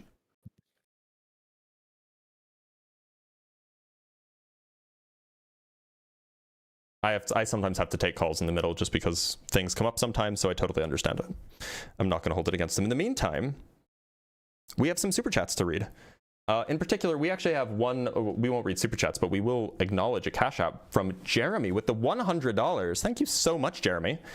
The Cash App was sent for floor sweeping that last guest, and that was the guest that was obviously racist and obviously low IQ. Thank you so much, Jeremy. That is very, very generous of you, and I appreciate you.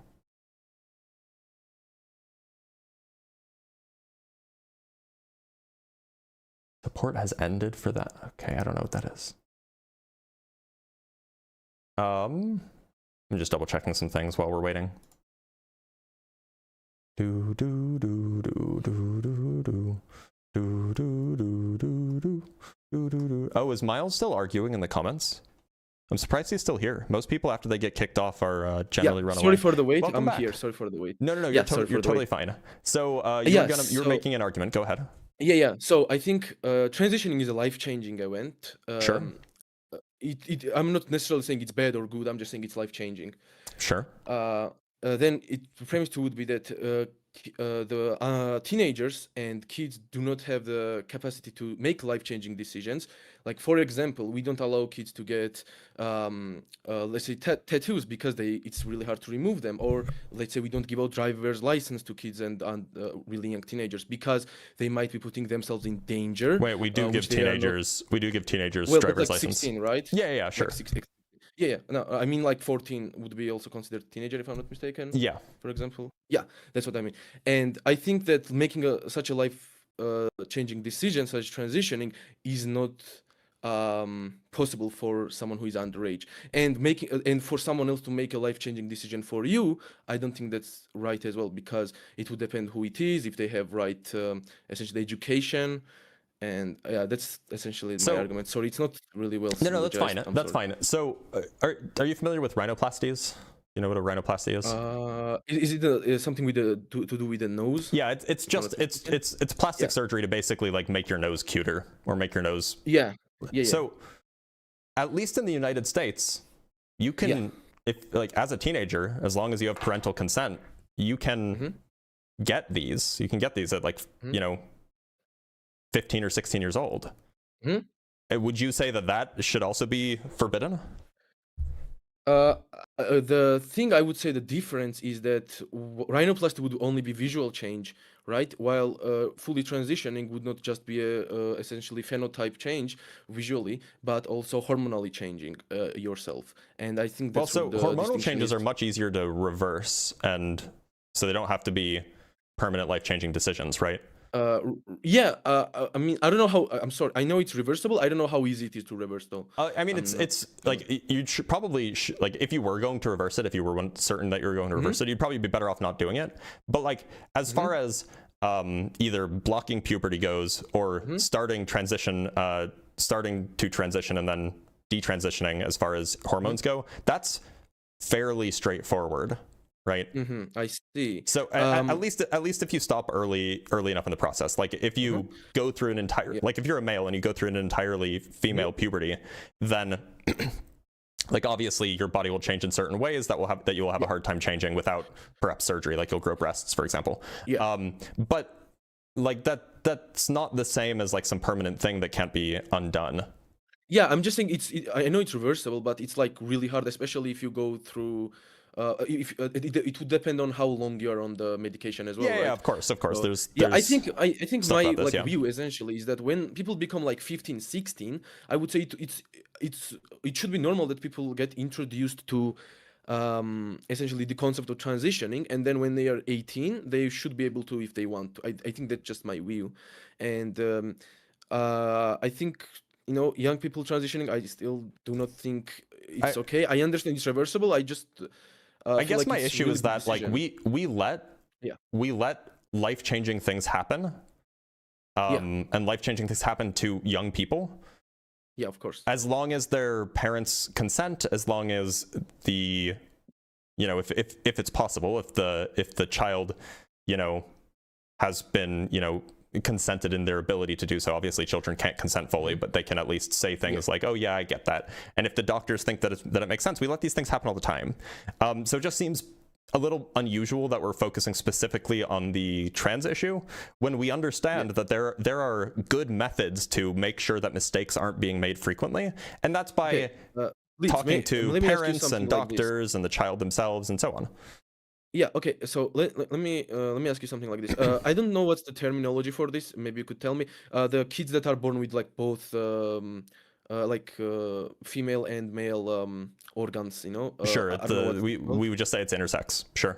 Yeah, okay, sorry, I didn't know the terminology. So intersex people, do you think they should be able to make the decision of like essentially which gender to stay? I don't know if that's Yeah, I mean, normal to say. so it's not As something I've kid thought or about a when lot. they're adult. It's not something I've thought about a lot, but I think that they should be able to make those decisions. Like, I think that having the doctor make the decision for an infant right away, unless it actually causes medical problems, I think that having the doctor make that decision is probably wrong. It's probably not. Yeah, I not would like agree with that. I ethical. think, yeah. But the point is that, like, you know, I could imagine that, like, the doctor, because I could imagine, and again, I'm not a physician, so like maybe this is just not the case, but I could imagine that if there are going to be issues, those issues will develop at puberty, where usually sexual dimorphism takes place. So, you know, if it were the case that a doctor and the parents and the child themselves came to a agreement about what they wanted to do before the child went through puberty. This is an intersex child who might develop medical issues if they went through puberty without any sort of intervention.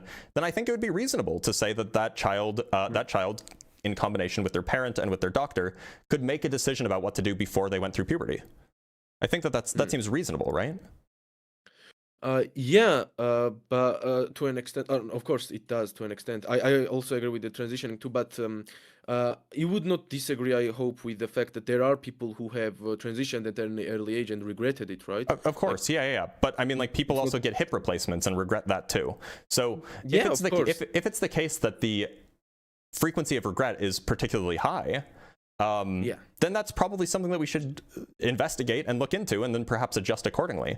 But if the regret rate is not particularly high, or if it's still fairly low, if it's lower or comparable to other procedures, then it just seems like it's probably not any more problematic than any other kind of procedure that a child might have. Do you have any studies that demonstrate what the percentage of regret is in people who have transitioned in early age? I don't know. I might have them offhand, I might have them on hand, but I'd have to go look. I don't think I have any offhand. I could go find some for you. And look, so my position is basically, if it's the case that, and I'm not making a normative claim here. I'm saying that if it's the case that the regret rates are fairly low, and from what I'm hearing, they are fairly low, apparently. So chat is saying 1 to 3%. We'd have to go find the data that supports that. But suppose that that's the case. If the regret rate is fairly low, then it just seems that we should treat it the same way that we treat other kind of procedures that have low levels of regret. I agree. And so we should use that to inform our views. We shouldn't just say, well, they're a child, so they can't do it, period, full stop. We should inform our views based on the scientific evidence that's available. Yeah, I see. I had okay, so let me ask you something like this. But then, to be clear, that's not the view of MAGA, to be clear. The view of MAGA is that this shouldn't be allowed, period. That's why I say when I'm more central, but leaning towards right. Like, just to make it clear for just a second, okay? Like, when I mean that, when I'm saying that, I'm saying, like, okay, for example, Trump did good thing with releasing the Epstein files, but did it extremely wrongly and illegally, essentially. So, but it looks like you're not disagreeing with me that MAGA is anti-science.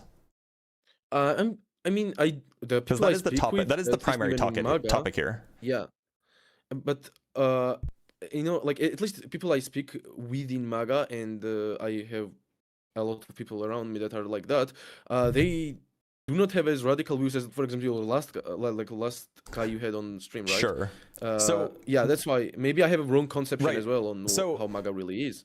So there's kind of two pieces here. The first is that, and this is just the kind of, these are the two pieces of evidence that I kind of use to come to this conclusion, which is primarily that, on the one hand, if you take polling data of people who call themselves MAGA, even separately from calling themselves Republicans, there's some polling data that talks about just people who call themselves MAGA, they're more likely to reject scientific consensus on things. They're more likely to reject evolution. They're more likely to reject climate change. They're more likely, obviously more likely to reject the scientific understanding of gender, like this, the sociological and the psychological understanding of gender.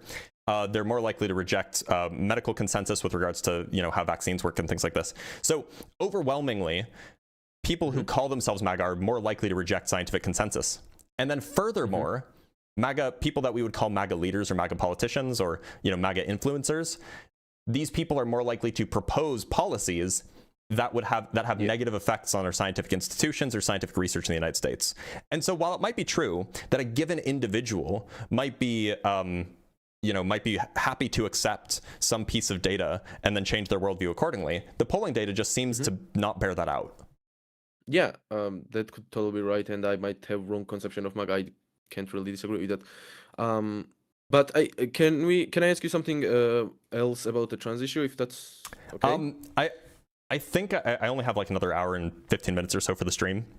Just and then one I gotta question. run. So I Okay, think okay, as long as it's quick, then sure. Yeah, it's really quick. So we like your view is that it's okay to transition at a teenager when they're a teenager, except because it has a lot of benefits.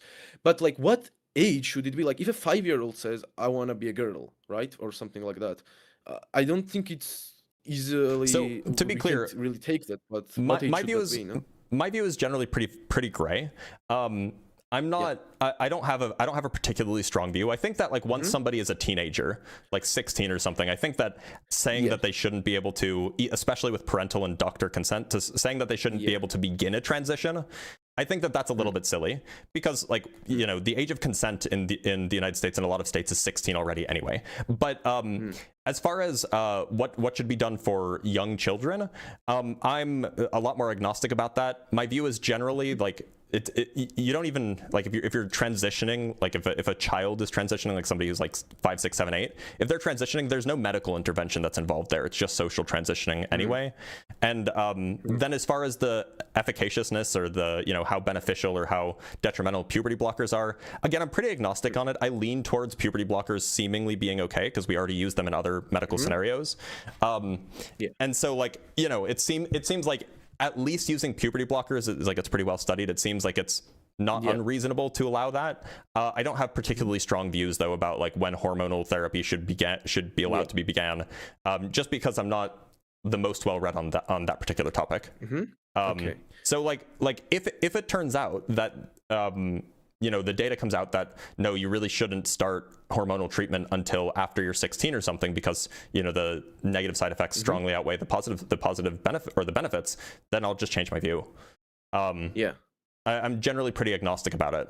So I see, understandable. Okay, pleasure talking with you, Blitz. Have likewise. a great day. Thank you for being here. Bye bye. All right, let's bring up our next guest. Let's read some super chats first. Then we will bring up our next guest. From Wheel Chapman with the $2, thank you so much. It's very, very appreciated. And from Joshua Everett with the $5, I love it when they think the opposite of a liberal education is a conservative education and not a bad education. Yeah, there you go. That is awkward, isn't it? From D Bizzle with the $5, quick, everyone get a nose ring. Keep the crazies away. Yeah, I just am not like I just wouldn't want a nose ring myself because I wouldn't want to have to experience that. And I don't think I'd look good with one. From D Bizzle again with the $5, also still waiting for my Dr. Blitz Jeopardy hum tracks to study to. Sorry. I should have done it, but From Bob the Monitor with the $10, the anti-trans attitude towards consent is so twisted. Children can be forced to undergo medical changes without their consent, infant intersex surgeries, but if they want it, it's forbidden. Gross. Yeah, it is kind of weird, isn't it? I mean, like, and to be clear, while it's not the case that like children can consent on their own, children can definitely like agree to something. Now, that's not enough to say that it should be allowed to happen to them, especially not without parental consent and doctor consent and so on and so forth. But like, you can talk to a 15-year-old and the 15-year-old can be like, can show signs of understanding. The 15-year-old can show signs of like, realizing what the consequences are. And then they can be like, okay, I'm okay with that, right? It's not to say that they like consent in the sense that we typically understand it, but like they can definitely think about things. They're not brain dead until they're 18. All right, let's bring up the next guest. From Salsicha. Salsicha, is that how we say the name? Salsicha, how's it going? Yeah. Hey, how's it going? It's going all right. Salsicha, would you consider yourself MAGA? I would not. I'm coming from the left. Okay, are we doing this again? Is the claim well, merely that you don't think that this is an important conversation to have? No. I think it's an important conversation. I mean, I'll give you my thesis and you tell me if you want to debate it or not, I guess. Okay, go ahead. I think there's a problem on the left with scientism. It's largely performative. Like not everybody who claims to represent or support science is representing actual science. They're representing some moral claim to being science sounding. And I think even scientific consensus can be captured by moneyed interests. So I don't think just falling back to, well, there's a majority of people that believe something that therefore it must be true. I don't think that's always a true statement. Okay, so but that doesn't seem like it addresses the prompt here at all. Yeah, I think it does, because the claim that MAGA is anti-science, somebody would have to be pro-science for somebody else to be anti-science, right? No, that doesn't follow. Why not? You can have two groups of people, both of whom are against something. But, for example, neither MAGA nor the Democrats are anti-capitalist, right? They're both pro-capitalism. So it's not even if I had a prompt that said MAGA is pro-capitalism, it wouldn't therefore imply that Democrats are anti-capitalist. But there are people on the left who are anti-capitalist. So it is relative. It's a relative phrasing. Sure, and there are people who are pro-science. Is your claim that there aren't people who are pro-science? Because I'm not making the claim that the left is pro-science here. But it has to be anti-science, you would have to be relative to something that is pro-science. And whatever that is, I'm not saying it's the Democrats. Okay, so do you not think that there's anybody who's pro-science, like at all? I think there is. The statement that someone is pro-science is somebody who claims that as a characteristic is often performing a attribute of science-ness, but they're not actually they're not actually able to cite scientific papers and use scientific methods. Okay, so would you say that I'm pro-science?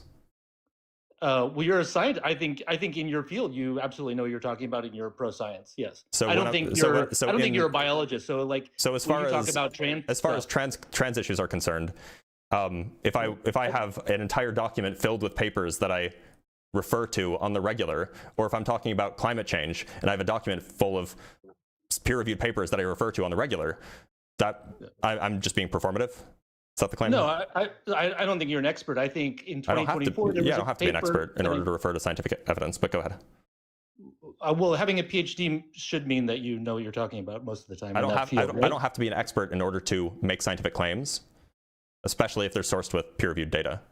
Right, and I could make other claims. Like there's a paper in 2024 that shows that there's a 12-fold worse mental health outcome for people who transition. Like there was a court case recently in New York litigate it. Where it was, there's lots of things I can I'm not an expert either, but just saying I read a paper how is that science? Well, this is why. So the whole business of the scientific endeavor, and to be clear, this just seems like it's a tone policing thing that you wanted to come up and do, but I'll take the bait. The whole point of the scientific endeavor in the last 150 years or so relies on scientific consensus, because we understand that no one individual can be an expert on everything. And so the reason why it's good epistemology to trust the scientific consensus is because we understand that if you take a large group of people who are experts on a thing, and then you find the things that they overwhelmingly agree with, that thing is most likely to be true. And you can rely on that as a way of forming positions, even if you don't have the expertise to evaluate their claims. That's just a good kind of epistemology that you can do. And so when somebody says that they're being, when I say that a group is being anti-science, what I mean is that that ideology is specifically tends to contradict the scientific consensuses and the institutions that help develop those scientific consensuses. So that's the claim being made here. Now, if you want to claim that being pro-science in the sense that you support the scientific institutions that develop scientific consensus, and you tend to use the epistemology where you agree with scientific consensus unless you have expertise in that field, if you think that that's not actually real pro-science, then that's just a disagreement in terms. But that's what I'm using the term to mean. I think institution is the right word here. What do you do when you no longer trust an institution? Are you anti-science because you think an institution has failed? So I guess it would depend on the institution. If you think that a scientific institution. Yeah, so I mean, if you think that all scientific institutions or some large quantity of them have, then yeah, that would be a pretty anti-scientific view in my view.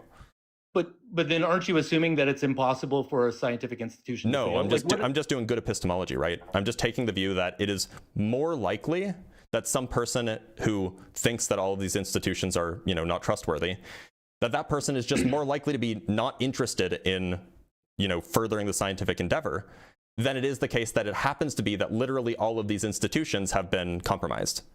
I don't think MAGA. I haven't heard MAGA make the claim that all scientific institutions. I said all of these, but to be clear, I think they're very particular about like the medical industry, which seems to have ethical issues. Like if somebody is criticizing the medical industry, that should be a valid criticism, right? So the industries and institutions are different. The point that I make and the point that I tend to bring up is that if you go look at basically any of the federal agencies, any of the national agencies that are a big part of their work is engaging in scientific research, you can go look at basically all of them, and almost all of them will have their budget proposed to be cut next year. Almost all of them. In fact, even the Department of War's research and development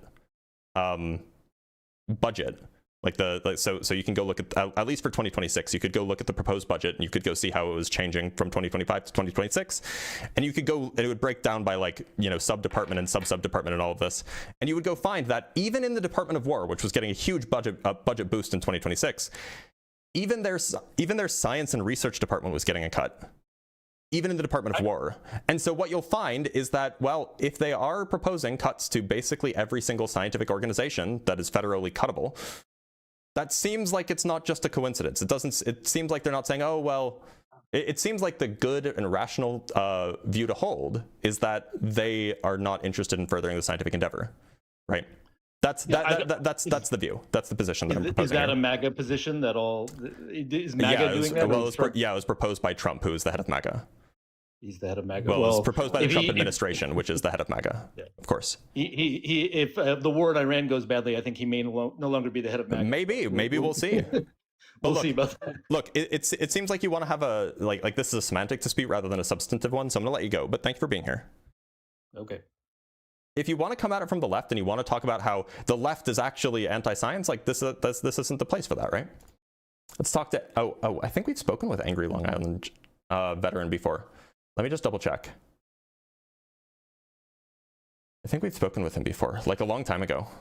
Let's talk to Big Al.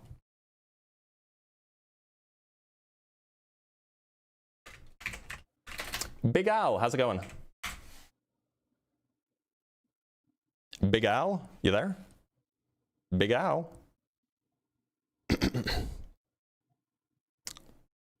Big Al, all right, Big Al is not here. Sorry for the clearing my throat. Let's read some super chats and we'll bring up a guest from Discord because we have a few.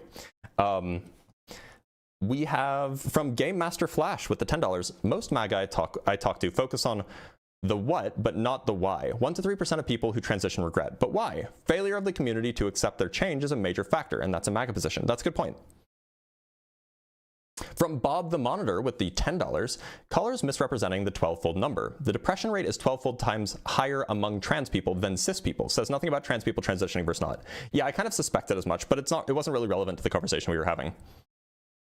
From Glam Pixie with the $5, trans people have to become experts on science regarding trans care because we constantly have to defend our right to exist. Yeah, it's an annoying feature of the world, isn't it? And it's strange to say that that's even required, it's even required for people who are ostensibly on the left, right? It's very, very weird. From Kevin Capizzi with the $5, MAGA opposes science when it goes against their religion or it inconveniences them. It's that simple. Love you, Dr. Blitz. That is basically it. And I take it that is an anti-scientific view, right? From Jack Fetter with the $5. I don't know this for a fact, but I would guess a Venn diagram of flirfs who are also MAGA are 2 overlapping circles. The overlap is extreme, but I have met at least one person who is on the left who is also a flat earther. These tend to be people who just distrust the government to the extreme, but are also like socialists or like, these often are people who distrust the West, I should say. But it's neither here nor there. All right, let's bring up a guest. Let's bring up Glockenschmiel. Glockenschmiel, you're on.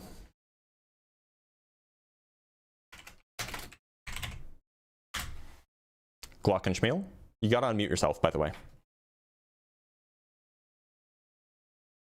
Sorry, I'm here.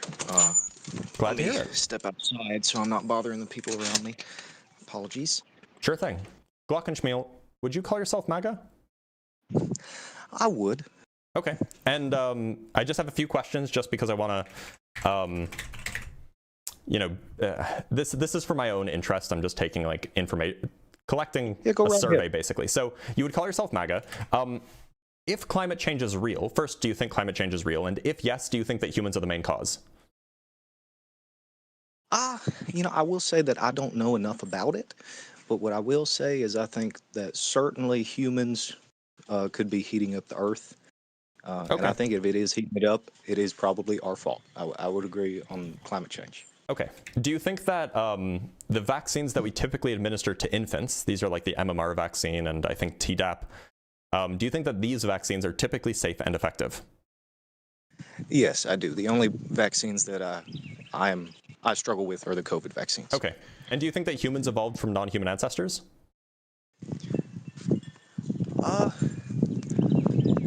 Yes and no. I'm a Christian, so I have to.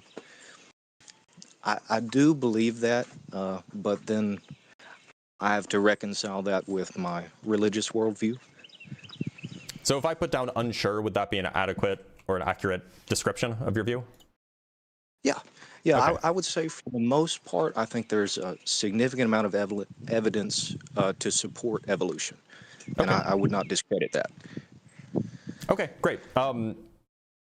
So that's helpful. It's not like coloring anything. I'm just interested in answering those questions. So you came up because it sounds like you want to disagree, or you do disagree that MAGA is anti-science. Is that correct? Yes. So to clarify my viewpoint, I feel that it's somewhat. Let me try to find my words here. I think it's kind of a gross generalization of an entire group.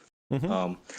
I do think that certainly the case that can be made that there are individuals who claim to be MAGA, and there may be some positions that are typically upheld as MAGA that could be viewed as anti-science. But I don't think that permits the general statement of MAGA as anti-science. Right.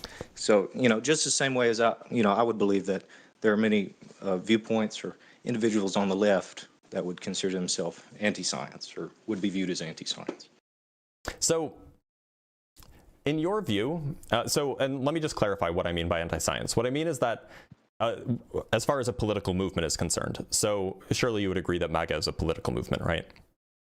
Absolutely, yeah, of course. Okay, so I would say that a political movement is anti-science if it meets, say, one or more of the one or two of these criteria. First, if it systematically rejects or delegitimizes mainstream scientific consensus across different domains, or it undermines those institutions and procedures that produce scientific knowledge.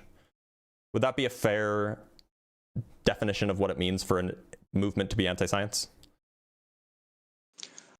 I could agree with that. So it just seems then, given that definition, it just is the case that the MAGA movement, as led by Donald Trump and his administration, and as, trumpeted, that's not the right word, as championed, champion's not the right word either, as upheld by people who call themselves MAGA, it just seems that this is the case. And the reason I say that is because you can take separate polling data of people who call themselves MAGA specifically, compared with people who call themselves Republicans or Democrats or whatever. And what you find is that across at least two different domains, the people who call themselves MAGA are more likely to reject the mainstream scientific consensus on, say, evolution, for example, on, say, the effectiveness of certain kinds of vaccines. And that's a little, and on, say, whether or not climate change is real. Like if you poll Republicans and compare them, if you poll Republicans who don't call themselves MAGA and compare them with Republicans who do call themselves MAGA, the MAGA Republicans are more likely to think that climate change is either not happening or it's not a big deal. And that's a little strange, right? So that would meet the first criteria. And then the second criteria is easy to see, because for the last 2 years, every time Donald Trump's administration has proposed a budget, that budget has included cutting all of our scientific institutions with almost no exception, the National Science Foundation has typically had its proposed budget slashed by 50% or more for the last 2 years. And you know, then we also have NIH cuts, and we have NASA cuts, and we have, let me pull up what the other cuts are, because there's the research and development portion of the Department of War cuts to the Department of Agriculture, specifically in their research, in their parts of their research where they are involved with climate research. So we're seeing huge cuts, proposed cuts, across the board for basically all scientific institutions. So it seems like it meets both criteria. So I admittedly haven't seen too much of the budget, so I will trust your word. I can pull it up for you if you want, by the way. Oh, I mean, feel free if you like. But what I would say is I can agree on some level that you know, significant cutting of resources for scientific institutions is an issue. But I would say that it's only necessarily anti-science if other unrelated institutions are not also receiving budget cuts. Well, the Department of War is getting a huge budget increase, right? Well, I mean, we have the largest military budget on the entire planet. And so why is it going up even more? Because we're in war. Because we're at wartime. Well, we didn't have to be. As Trump would like to say, a military operation. But I mean, I'll just ask you. I mean, have other non-scientifically related governmental institutions, are they also receiving significant budget cuts? Not necessarily. The Department of Justice, for example, here is getting a 13% increase. The Department of Veterans Affairs is getting a 8.7% increase. The Department of Transportation is getting a 6.2% increase. The Department of the sorry, that was the Department of Justice. The National Nuclear Security Administration is getting a, sorry, the Department of Energy is getting a, this is very hard to see. Yeah, the Department of Energy is getting a 2% increase. In particular, most of it's coming from the National Nuclear Security Administration. It's getting a 12.4% increase. The Department of War is getting a 43% increase. So, I mean, there are other departments that are getting budget increases, or if they're getting budget decreases, they're like tiny budget decreases, like 3% for the Homeland Security, for example, or like 3% for the Department of Education. But if you go look at like the National Science Foundation, that's a 54% budget cut. The EPA, 52% budget cut. If you go look at NASA, NASA's getting like a 25% budget cut or something like this. And the science wing of NASA is getting a huge budget cut as well. He left, didn't he? Yeah, he left. No, I didn't leave. Oh, you didn't leave? Where I are you? didn't. Wait, why can't? Oh, you're on Discord. That's right. Okay. So this is to say that the kind of the core scientific institutions that we have in the U.S. are getting budget cuts across the board, and other organizations are not. You know what? I will say, I will agree with you that. I will agree with you that I believe it's an issue that well, and let me clarify my statement. If the reasoning for the budget cuts of the scientific institutions is, you know, solely based off of, well, these are producing results that don't look good for us politically, then I would consider the budget cuts anti-science. But to assume wholly that the budget cuts are a result of solely political motivation, I think would be a little too quick. So now, of course, I don't know everything that goes into that, but I can't imagine that the budget cuts are solely because, well, this doesn't look good for us. But I can agree that cutting the budget to scientific institutions is an issue. I don't necessarily agree that cutting the budgets is specifically anti-science, because you know there's a lot that goes into making a federal. But it's part of being anti-science. If you're undermining those institutions, we agreed that undermining those institutions is one of the parts of being anti-science, right? And by the way, let me just give you 2 examples. So would you say that science that produces research regarding climate change is politically inconvenient for the for MAGA? I don't think it's necessarily politically inconvenient for MAGA. I think it's politically inconvenient for big oil and energy lobbyists. Okay, and would you say that MAGA is generally pro-oil? Pro-oil, MAGA is generally pro-oil, but I would also say that, I mean, there's no real political party in the United States that's specifically anti-oil. We have the Green Party is, by the way, I think. But Green Party hardly. Yeah, hardly no, even, they hardly matter. But the point is that like surely we would agree that producing more evidence that climate change is real and that humans are causing it and that burning fossil fuels is causing it, producing more evidence or producing studies that show that would be contrary to the messaging from the president. Well, who famously said, by the way, that climate change is a hoax. Yeah, and I think he's undereducated on the issue. So let me give you 2 examples. So one is, this is from December of last year. This is from Reuters, by the way, so it's a fairly reputable, fairly neutral reporting agency. So we have a direct quote. So there was a move in December, and it's still ongoing. There's a lawsuit over it to shut down the National Center for Atmospheric Research, which is basically it's one of the largest kind of federal or national labs that investigates climate change, right? And Donald Trump's administration wants to shut it down. They want to delete it. And the reason why, according to Ross Vaught, who is the director of the White House Office of Management and Budget, is because the facility is one of the largest sources of climate alarmism in the country.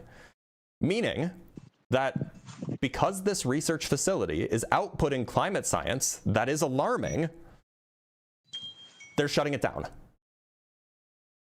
And just in case you think that this is a one-off thing, here's another example. This is regard to a particular satellite that Trump wanted to shut down, and I believe it's actually been shut down, but this was from August of last year. There's a satellite that measures carbon dioxide in the atmosphere. That's its only job. I'm actually aware of this, yeah. Yeah, the orbiting carbon observatories. NASA, which the head of NASA, who was appointed by Trump, obviously, said that it was being terminated to, quote, align with the president's agenda and budget priorities, i.e., this was politically motivated to align with the president's agenda. Okay. So, like, this is a specific example of a scientific in this case instrument, a satellite that does climate change research being shut down specifically to align with the president's agenda. So it seems like this is a specific example of the thing that you said would be anti-science. I'm willing to agree with you. Absolutely. I wholly believe in the furtherance of human understanding. I'm glad that we agree on that. I think that that's important. Yeah. Yeah. So I mean, whether or not it's politically negative to one side or the other, I wholly believe in the furtherance of human understanding. Now, that is a case where I can agree with you that there are certainly actions taken and beliefs held by the MAGA movement that can be anti-science, but I still think it's an unfair characterization to say the general statement, MAGA is anti-science, because that's not necessarily true. So there are many. It seems like at this point we've established that the Trump administration has a history of and is currently doing the thing that we said was one of the 2 pieces of the definition of making a political movement anti-science, namely undermining institutions and procedures that produce that scientific knowledge. Donald Trump has, for politically motivated reasons, shut down, or at least sought to shut down, 2 institutions, or 2. So we have 1 institution and 1 scientific, device, scientific instrument that are politically inconvenient and produce scientific knowledge. So that's part B of the definition. Part A was whether or not the political movement rejects or delegitimizes mainstream scientific consensus across independent domains. And there's evidence of that too. All we have to do is just go look at the polling data. So it seems like both those criteria are met. I feel that in order to characterize the movement as anti-science, though, there has to be a level of consistency. So if I could clarify my sure, go ahead. My definition, in that I think it is the consistent and how do I think about this? The consistent and non-prejudiced undermining of non-prejudice may not be the word, but undermining of an institution. I feel like there has to be a consistency, right? So in order for MAGA to be anti-science, MAGA would have to be anti-all science, not anti-specific pieces. Oh, right? I don't think that's quite right. I mean, consider this. Suppose that someone was not interested in scientific knowledge or the production of scientific knowledge as a thing in itself, but is happy to take advantage of any scientific knowledge that agrees with their motivations, agrees with their political worldview. I would still say that that person is anti-science, even if they're willing to accept some science because it agrees with their worldview. I would say being pro-science would be about accepting the scientific consensus regardless of whether it agrees with your worldview. And being anti-science would be only accepting the scientific consensus when it agrees with your worldview.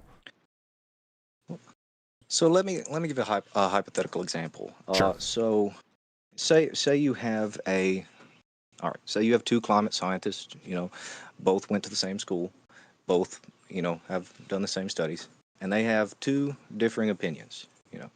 One climate scientist says, humans are destroying the earth and we're heating it up too fast. And one climate scientist says, well, it's not too big a deal. Mm-hmm. The person who says, well, it's not too big a deal, though they may be wrong, is not necessarily anti-science.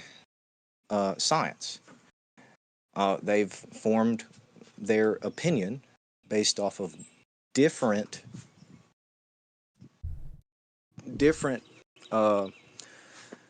observational data. Right, but we're not talking about individuals here. We're talking about an entire movement. The whole point is that individual scientists can absolutely be wrong, and individual scientists should not be making definitive claims about something unless they can back them up with the scientific consensus. The point is if you reject scientific consensus, that's when it becomes, bad epistemology and, arguably anti-science.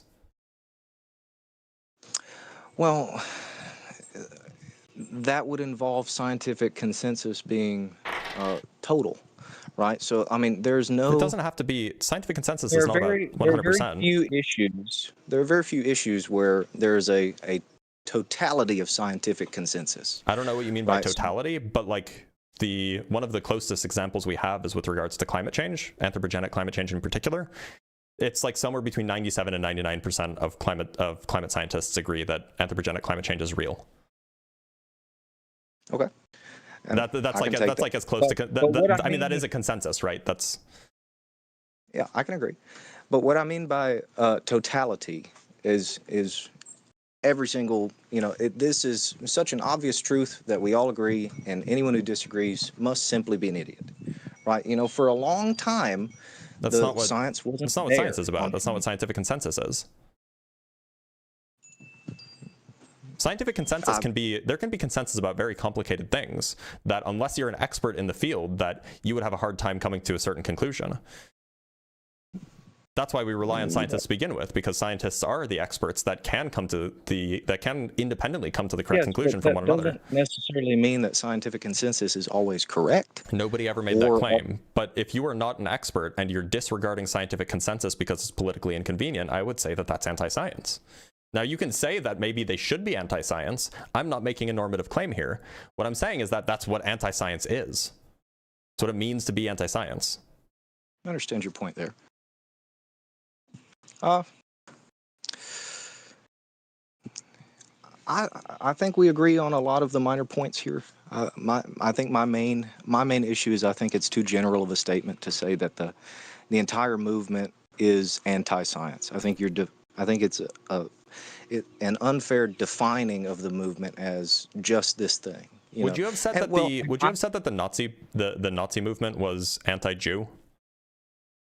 Yeah, no. Even though there were some Nazis who weren't anti-Jewish, and it wasn't the defining thing of them. They had a whole bunch of other stuff going on.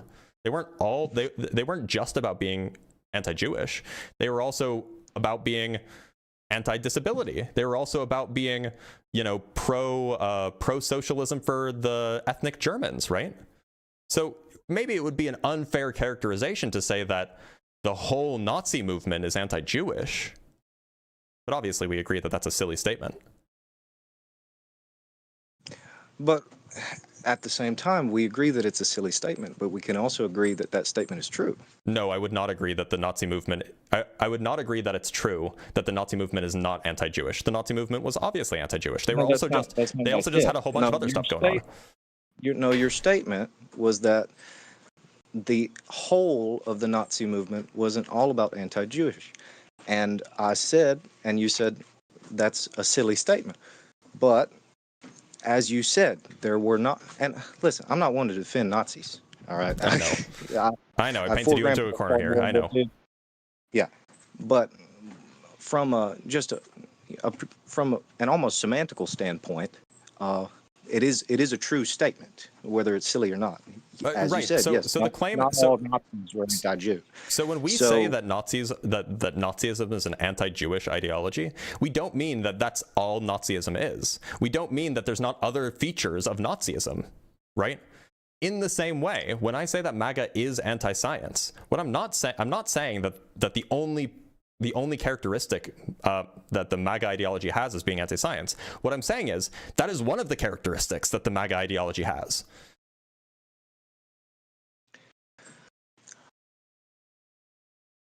I can concede that in some areas MAGA is anti-science.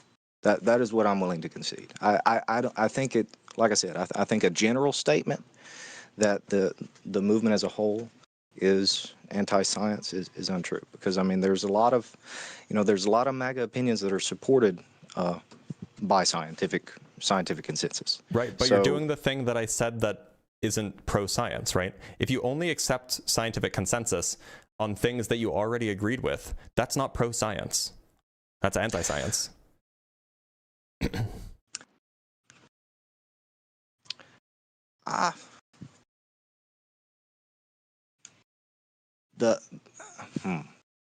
Right, like if, look, okay, I'll give the Nazi example again, just because it not to put too fine a point on it, but MAGA gets its movement, it gets its name from a similar era. So look, if there were, suppose that there were, Make America Great Again came from I believe it came from a fascist organization in the early 1900s in the United States, and I think it was based off of a German statement. But anyway, that's neither here nor there. This is to say, let's say that there were Nazis who were like, yeah, but that Jewish guy, he's a good one. We like him. He doesn't count, right? And so that and maybe the reason why they like that Jewish guy is because maybe even though he was born Jewish, he converted, and he's been participating in, maybe he's a member of the SS or something like this. Even though the Nazis might like that formerly Jewish guy, that guy who has Jewish blood, whatever that means, that doesn't mean that they're pro-Jewish, or that doesn't mean that they're not anti-Jewish just because they happen to like one Jew. In the same way, just because the MAGA movement happens to like some science because it agrees with their worldview, it doesn't mean that they're pro-science, and it doesn't mean that they're not anti-science.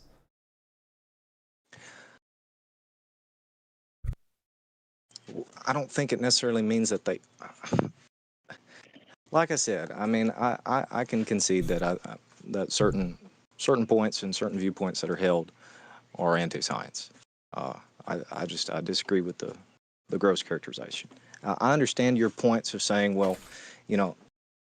that you're saying this is a part of it. Okay, sorry, by the way, to cut you off, I just want to correct myself. Make America Great Again, that specific statement came from Ronald Reagan in the 1980s. But this, Okay. I was thinking of America First. America First was something that was used by, you know, like Nazis. That's what I was thinking of. I wasn't thinking of Make America Great Again. I just wanted to correct Well, that. But anyway, go ahead. Sorry for cutting you off. I would say that the name of your country of origin and first is too general of, you know, kind of a statement to attribute to one. You know, I can agree that, you know, well, maybe it originated in one place. But, you know, if somebody in Mexico says, Mexico first, you know, I'm not going to say that that came from fascism. You know, anybody of any country would say, my country first. Can we agree there? Well, I don't think that that's true. I don't think that it's true that any country would say that. Like, it's just not. Anyway, Well, it's neither here nor there. The point is I guess the America First, like the idea of America First, I guess first came about in the United States by the America First Committee. And I guess that they were at least mildly affiliated with fascists. Like they were, you know, they were kind of aligned with the fascists that were popular in the 20s and 30s, especially in the United States. There was an organization, I guess they organized a Nazi sympathizing rally in 1939. So this is all to say, like, an America First movement, it doesn't have a great history, but that's neither here nor there. So that's fair. I will say the device I'm calling you on is getting low battery, so I may die That's here fine. soon. So I will call end it there it if you with. want. Yeah, like I said, all I would say is, you know, I do agree with you that there are certain viewpoints that are held that may be anti-science, and that's Okay. what I would say. But Well, I think it fair was a great enough. conversation. Nice talking to you, brother. Thanks for being here, Glockenschmiel. Take care.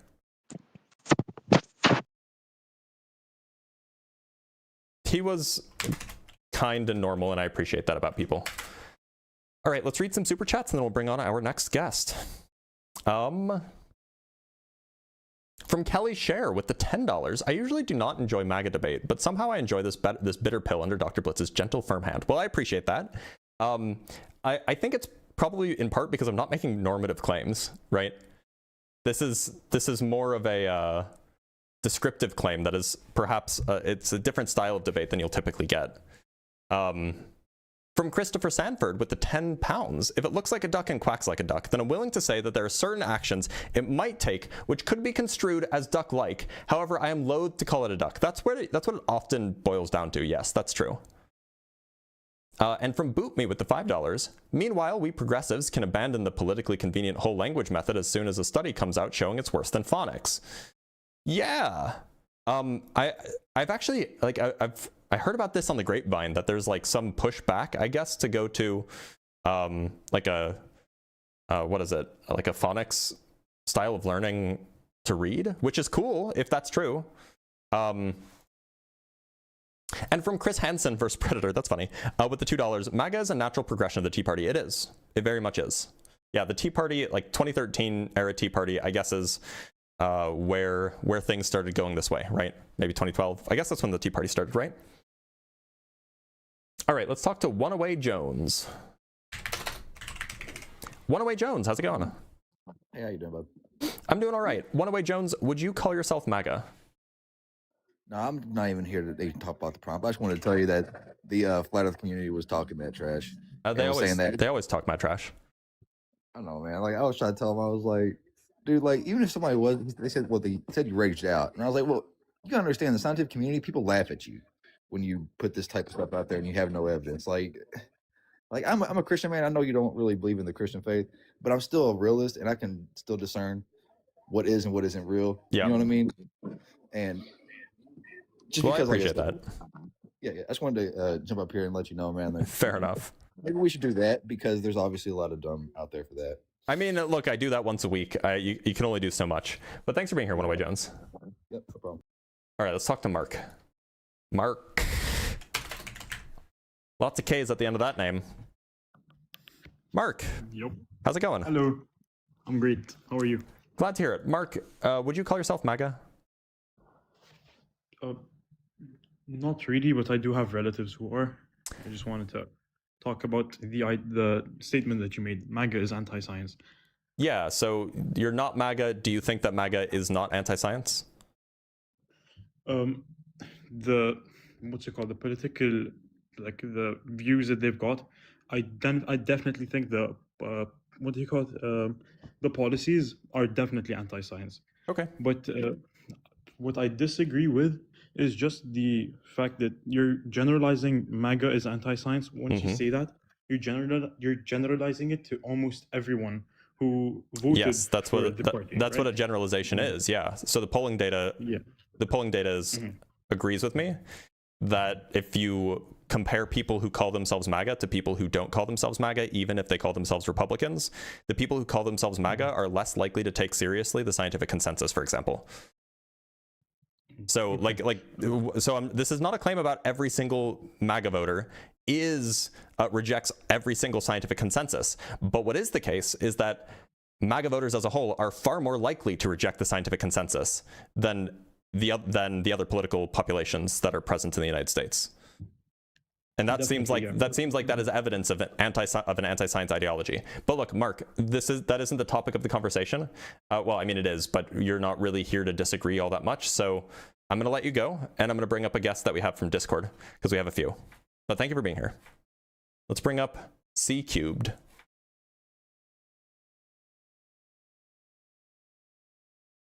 C Cubed, how's it going? Hello, can you hear me? I can hear you. C Cubed, are you MAGA? Sure. I'll call you C3 instead of C Cubed because it's faster. You say sure, you don't sound so sure of that though. Well, I would say recent events make it. Okay, fair. Yeah, fair. Odd. Yeah, so I'm gonna put you as. Would you still call yourself a conservative? Yes. Okay, I'll put you as conservative. I'm just taking. It's not quite polling data. I'm just taking a simple survey. So would you mind answering 3 quick yes or no questions, and then we can talk about them afterwards? Yeah. So first, do you think that if climate change is real, first of all, do you think that climate change is real? And if so, do you think that humans are the main cause of it? Yes to both. Okay. Do you think that the vaccines that we typically administer to children, to infants really, are generally safe and effective? Yes. Okay. And do you think that humans evolved from non-human ancestors? Yes. Okay, great. Now you came up because presumably you disagree that MAGA is anti-science. Is that your view? That is my view. Okay, so just that way then we make sure that we don't, we aren't talking past each other. Let me just tell you what I mean by anti-science. What I mean is something like the following, that we would say that a political movement is anti-science if it systematically rejects or delegitimizes mainstream scientific consensus across, at least 2 independent domains, and 2, it undermines the institutions and procedures that produce that scientific knowledge. Would you say that that's like a fair definition of what it means to be anti-science for a political movement? I think that's a bit questionable of a definition. Okay, which part do you not like? Because we can perhaps modify it into a way that's more amenable for you. Well, I think it's because you said mainstream consensus, yes? Yeah, mainstream scientific consensus. Yeah. Well, I would say that it's questionable the validity of mainstream consensus on certain issues like climate change, for example. What gets pushed to the mainstream is not always the truth, unfortunately, or can be greatly exaggerated. So when you say, okay, so then what definition would you offer for anti-science behavior? How would you tell if a political movement is anti-science? I would just say they reject the basic scientific method, I guess. Well, so a political movement doesn't typically comment on the scientific method. That's usually reserved for conversations happening inside of a university. So would you say that it's just not? Would you say that it's just not possible for a political movement to be anti-science? I would think it's an extreme position, yes. Really? Okay. So if you just as a like to give you an example, do you know a certain I don't know if it's the best example, but I guess it's like you'd have to be some sort of like literal full faith in like God and nothing else, and or some religion or something. Like I don't know. absolutely. So what I'm trying to say is that everybody trusts science to some level, right? Even throughout the ages when like, you know, the world was mostly relying on religion, they still weren't, I wouldn't say they were anti-science, let's say, even in medieval times. I wouldn't say they were anti-science. So perhaps I can give you a hypothetical and then we can, to try to kind of illustrate my point here. Suppose that we have like a king in a, you know, medieval village or something like this. And that king issues an edict and says, all of the practice, all of the religious practices of that can be found in the Talmud are evil and are outlawed. We're going to outlaw all of the religious practices found in the Talmud, and because they're evil. And then that king also says, and then that king, you know, they have their propaganda rallies, they give their speeches, and the people of the village, who are mostly not Jewish, but there's still some, or of the city, let's say, mostly not Jewish, but there's still some Jewish people in it. The people in the city, or in the country, or whatever, they start smashing up all of the rituals, or all of the ritual objects associated with Talmudic rituals and with Talmudic law, right? Yep. Okay. So like maybe there's some kind of object that's used in a ritual that's only described in the Talmud. Now, the Talmud, at least in the medieval era, was basically what was followed for what Jewish law was. So would you say that this king and this society, they have an anti-Jewish ideology? If this were the case? Okay, but they never actually explicitly say that they're against Jewish people. They just say that they're against this specific thing that Jewish people do. Right. Okay. So it seems like under your definition of anti-science, if we extend that definition to anti-Jewish in a similar way, it seems like you would be forced to conclude that this society isn't anti-Jewish because they're not explicitly against Jewish people. It's against Judaism, that's for sure. It's only against Talmudic practices, right? It's not against it's not against Jewish people. It is not against Jewish people. So you would say that such a society is not an anti-Jewish society? I mean, it's a situation where, you know, being Jewish can be both practicing and non-practicing. But, you know, I get what you're saying, though, with bringing it back to science. You're basically saying, oh, well, you know, MAGA is doing all these things that are, you know, I'm guessing in your view, because I was hearing the debates before, you were saying, oh, well, they're anti-science because they cut these policies, or they. So I'm like, okay, I got you coming from. They do all like it walks like a duck and quacks like a duck, but because it doesn't say that it is a duck, it sounds like it's therefore not a duck in your worldview. No, I don't think what I'm saying. What I'm saying is like, you know, to bring it back a bit to what I was saying earlier about the mainstream. Okay, I want to give you an example. That's okay? Sure, go ahead. Yeah, you know who Carl Sagan is? Yeah. So that man proposed an idea about nuclear war that would bring nuclear winter at the time. Are you familiar with that? Yeah, I'm familiar with the idea. Yeah, well, that idea was pushed to the mainstream. And although you could say that, like, oh, well, you know, it did a lot of propaganda to tell people, you know, oh, well, nuclear war is really bad and shouldn't happen, whatever. It was ultimately false at the time. And even scientists, you know, struggled to fight that view because it wasn't confirmed. It's Wait a minute. So to be clear, it doesn't sound like we're talking about mainstream scientific consensus. It is, because what you're talking about is we're talking about a science communicator bringing up this idea. And then that idea enters that idea enters the mainstream like zeitgeist. That doesn't have anything to do with scientific consensus. It has, unfortunately, because modern day science, like, you know, I remember stuff like climate change. They were saying, "Oh, well, it's a huge issue." But the example you gave was not an example of scientific consensus. Yeah, but that's what I'm saying. MAGA opposes things like radical action against climate change. Right? That was one of the reasons. Donald Trump called climate change a hoax. He doesn't think it's even real. We're not even talking about policy decisions. He didn't even think it was real. Well, a hoax. It kind of was. I mean, people now were saying that the Earth was going to burn up. A hoax means that it's fake, right?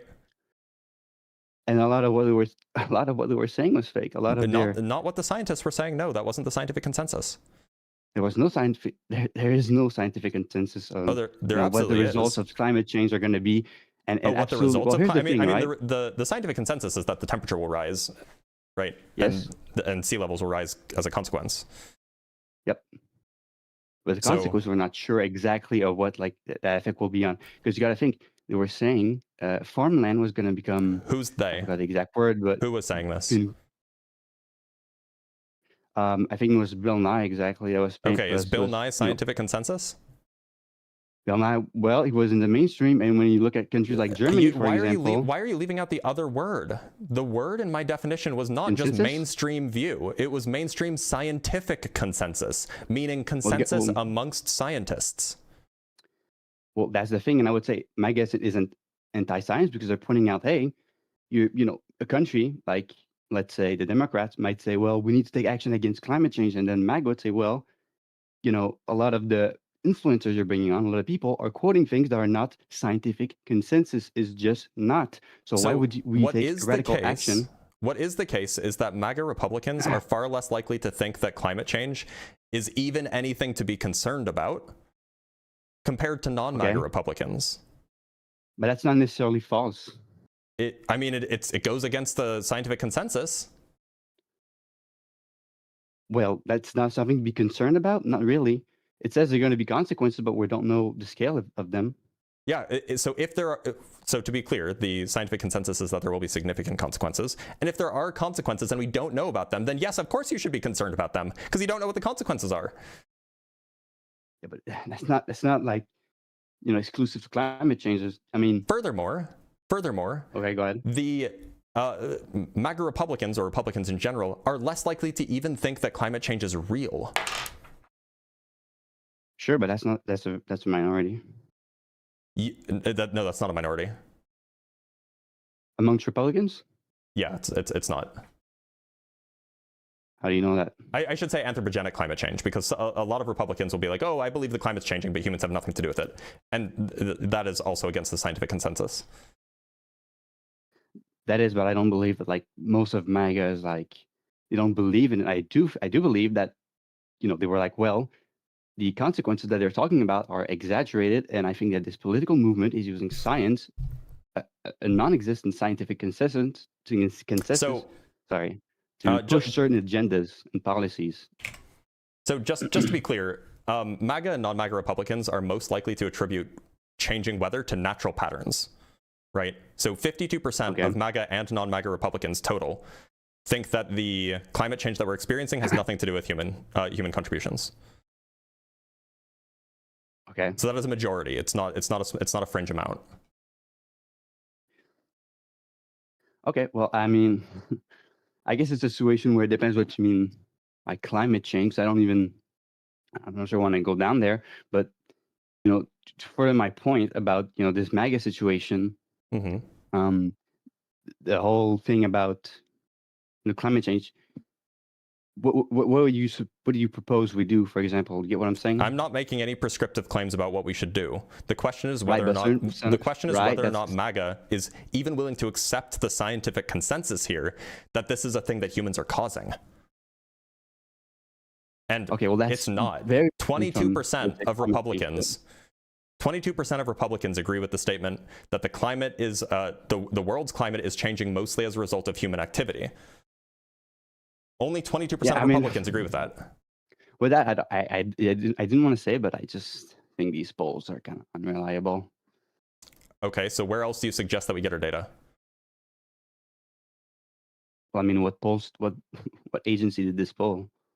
This wasn't an agency. Sorry, it's not like some three-letter agency. Language. No. You want like the name of the organization? Yeah, preferably. I mean, so the organization is called Global Strategy Group. That's fine, but I mean, you gotta understand these situations like polls. They're very unreliable, and I mean, the thing is, right? That's a scientific claim. Do you have anything to back that up? Yeah, I mean, polls vary widely, and often don't match expectation, like the elections, American elections, for example. So if I go find more polls that all agree with each other, would you concede? I would concede if they were like, you know, done. It would have to be like, I think, of sample size and stuff. Yeah. But so sure. To be clear, have you taken a statistics class? I have not. So then, how are you going to criticize sample sizes? I'm not criticizing sample sizes. What? Okay, well, so I mean, you said it depends on the do you sample mean size. like a study sample size, or like sample size like the in survey. general? So I just found another survey. This was a survey conducted of 401 Trump supporters, and only 49% believe that global warming is happening at all, according to this survey. I can go find another one if you want. This is like one of the most well-studied things, by the way. Like amongst recent political surveys is asking how, like, what percentage of a certain group is likely to think that climate change is happening. It's a very, very common survey. So there's tons of them that exist. Sure, but I mean, I just can't agree with, like, because going back to the original claim, you say, well, they're anti-science. Yep. Which, by the way, which you're exhibiting right now, by the way. You're like, the data is there, and then you'll be like, but is it really? You're being skeptical because it disagrees. It's inconvenient politically. As you're saying, well, okay, it's real, and they're like, oh, well, they don't agree it's real. So it's like, okay, that's obviously an issue, and I would agree with you there. But the thing is, you got to realize that messaging around climate change has been really bad, right? People don't trust science anymore because of how politicized that's gotten lately. No, specifically Republicans don't trust science anymore. Liberals and lefties tend to trust science the same as they have for the last 30 years. Yeah, but these same liberals and lefties push, non-scientific consensus often. Well, I mean, right? You can make that claim if you want. You can make that claim if you want, but it's not really relevant to the point that MAGA in particular and Republicans more generally are this is a recent change. Like in the last 30 years or so, this is a recent change that the right-wing side of the American political spectrum has dove off a cliff as far as science denial is concerned. This is a right-wing problem. That is exclusive. Sorry, that's because, Democrat, the left, I guess, often uses science as an argument when they don't have scientific consensus. Climate change, transgenderism are two big examples. So what happens is... Oh, they do have scientific consensus on both of those, by the way. On the consequences? No, they don't have on either.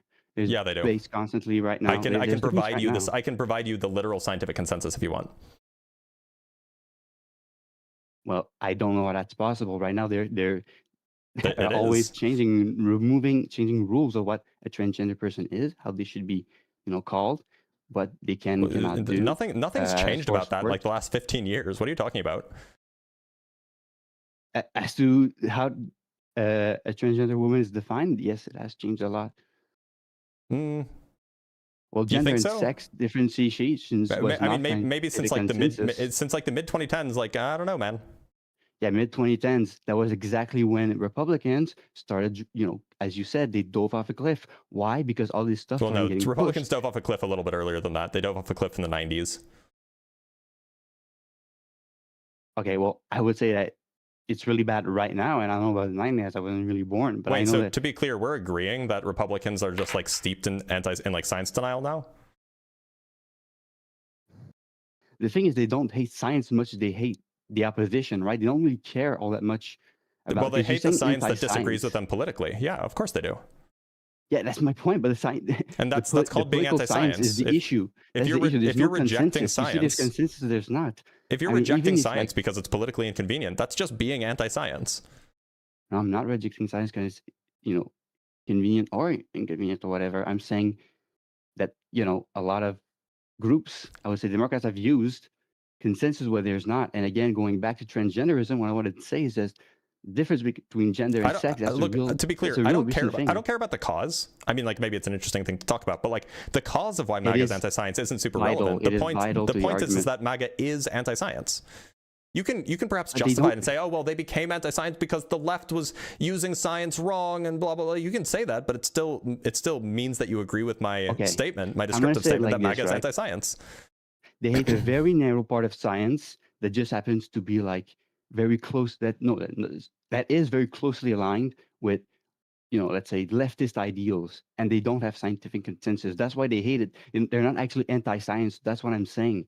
Oh, it's The entire not a disagreement very does narrow. not It's not very narrow at all. We have neuroscience, psychology, sociology, climate change or climate science, medical science. Like all of those branches of science are like in conflict with MAGA worldview, with the MAGA worldview. Well, you're a physicist, right? Mm-hmm. And by the way, just to be clear, the people who overwhelmingly think that physics is fake are also right-wing. I don't think that physics are fake. I'm just saying. I'm not saying you. I'm saying that the people in the United States who overwhelmingly or who think that physics is fake or physics is fraudulent or physics can't be trusted, those people are overwhelmingly right-wing. Fun trivia question. But anyway, when you talk about things like, hard sciences, like, being a Biology, physicist, like, I don't think medicine. Well, biology in when it comes to transgenderism is very, questionable. I think you can agree with The biologists disagree with that. you. It's not questionable. It is. Okay, is a transgender woman a woman? Yeah. I mean, that's okay, kind of by definition. Transgender is an adjective. Woman is a noun. Are they born a male? Sure. Okay, that's the issue though. How is that the issue? Because what other species has this, quirk in biology? Has what in quirk? That gender and sex are different? Biologists agree that gender and sex are different. They don't have as much consensus as you would think, I would say. But you got to think like... I mean, like the American Psychiatric Association, the CDC, the Canadian Institute of Health Research, the World Health Organization, the National Academies of Sciences, Engineering, and Medicine.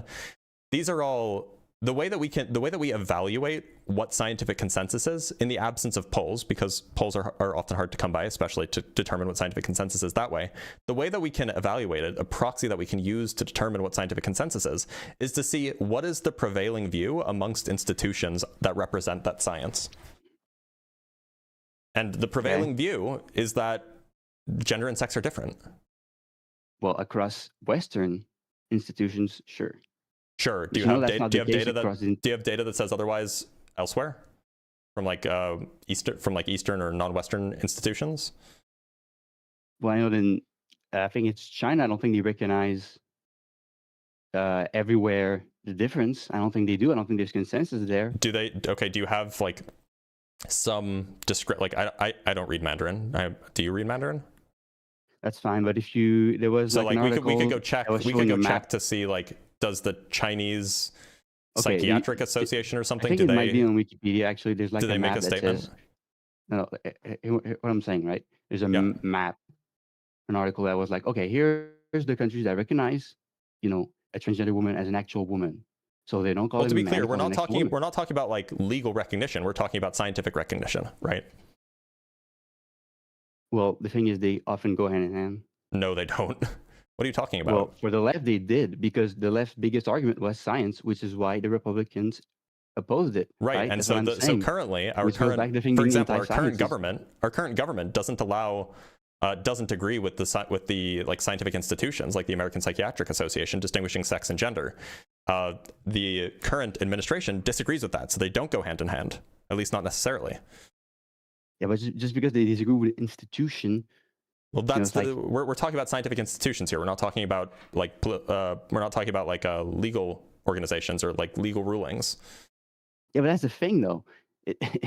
Unfortunately, these things. I mean, you just said like, oh well, they don't recognize transgender people, even though science does. It's like they're linked. They're linked in this case. Yes.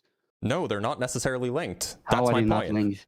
Because a political institution, for example, like the political governing body, the executive branch in the United States is controlled by the president and the president's cabinet.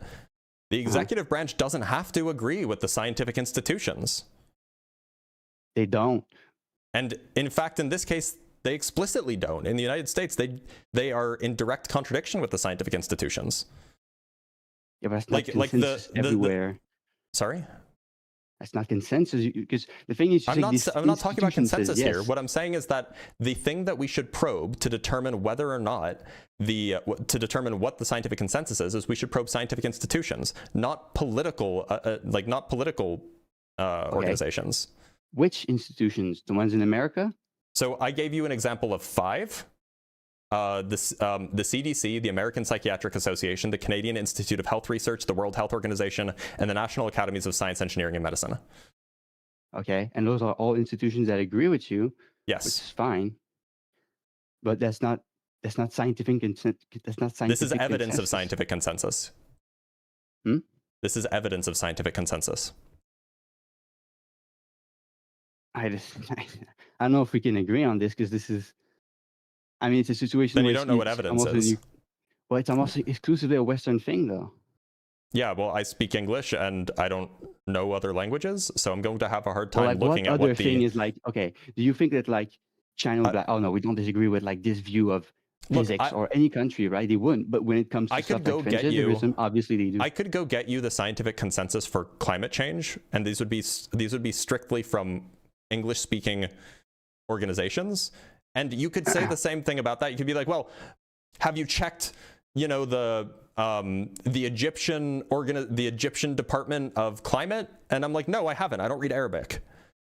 So well, like, yeah, the relevant consensus or the relevant data I'm going to be collecting is going to be English language data, because that's the language that I speak. Now, but it is still evidence for that consensus, even if it's not complete, say. It's a uniquely, like, okay, let me put it this way, right? As you're a physicist, there's nowhere in the world where math is going to be like that, where a section of the world is going to agree. It's hilarious you say that, because there's a specific example of the consensus in the rest of the world disagreeing with the view of Japanese mathematicians. On what? On the ABC conjecture, and whether, what was his name? There was a famous mathematician, Shinichi Mochizuki, who claimed to have had a proof of the ABC conjecture, and the rest of the mathematical community outside of Japan thinks that it's not a proof, whereas the mathematical community in Japan thinks that there is a proof. Okay. So this is an example, by the way, which you said that there is no example. You said that there is no other example of this, of finding consensus in one. Well, so then it's not. So I gave you an example of it not being unique, right? Well, I would say these two are outliers, but these are not the same. It's clearly not right? unique. It's clearly not unique, right? Okay, maybe I'm using the wrong word here. The thing is, with the ABC conjecture, I don't know, necessarily what that is, but I know that like it's probably not the same. Or I could Google it. Actually, I'm gonna do that just to make sure. But like the thing about, like I said, let's say transgenderism or even like climate change. What action are they taking to like combat it necessarily in certain countries? The actions are not the question of scientific consensus. Scientific consensus is not about normative claims, at least not typically. Scientific consensus is about descriptive claims, meaning how is the world? What way is the world actually like? Rather than what should we do about the world being a certain way? You seem to be confusing the two. Okay. Well, like this is, I didn't want to have debate on this, but like this is like turning into gender debate more and more. Things like soft sciences, like psychology and stuff like that, is just there's no way you can like. I don't understand how you can say there's consensus on the agreement that like gender and sex are like distinct when it's not. Where all across biology, like I said, no other species shows this behavior. No other species shows sociological organization the way we do. That's so, not like, what of course said. they're going to. No, but I was explaining why no other species shows this kind of behavior. It's because humans are unique in a particular way. In that, in particular, we have societies. Mm-hmm. Right. Okay. And, other animals don't have that. So of course, we're going to have different features than other animals. Well, therefore, if it's about let's say societies, as you said, it's not a biological issue. So you can't make a biological claim. The biological claim is that there is this feature. There's this feature that humans have. There's this feature that humans have that is not the same as biological sex. A biologist could absolutely say that religion is not biology, for example. Yeah, and societal issues like transgenderism are not biology. Hold on. Societal issues like transgenderism or like gender? Transgenderism. Transgenderism isn't a societal issue. It is. I don't know what you That's mean the by thing. that. It's not biological. It's not a. It's a. You're not right. a It's not biology. issue. It's sociological and psychological. Exactly. Gender is a sociological and psychological thing. It's even, one could say, social construct now. Yeah, I'm glad that we agree. So it's not biology. So biologists would be correct to say, yeah, this doesn't fall in my field of study. This isn't a biological thing. This is a different kind of thing. Falls outside of my my branch. Also, by the way, to be clear, gender does appear in at least gender seems to appear in some brain structures, which is in some sense biological. Okay. Well, the thing is that you think this is a win, but the way I see it is like a lot of the time I hear, trans women are women, but they're not. Biologically, they are not.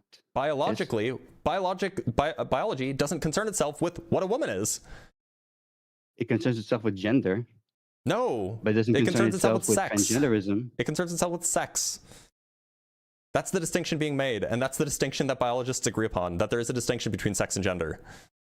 Okay, then if it's totally detached, then that's like gender or sex or whatever, They're is not the thing totally that detached, can but they are change. separate things. They are totally detached. They have to be. They're related, but they're not the same thing. Well, okay, sure. They're okay. But And the thing is, though, that's the is that scientific. By the way, that's what scientists, at least in the English-speaking world, agree on. Scientists agree that sex and gender are related, but not the same thing.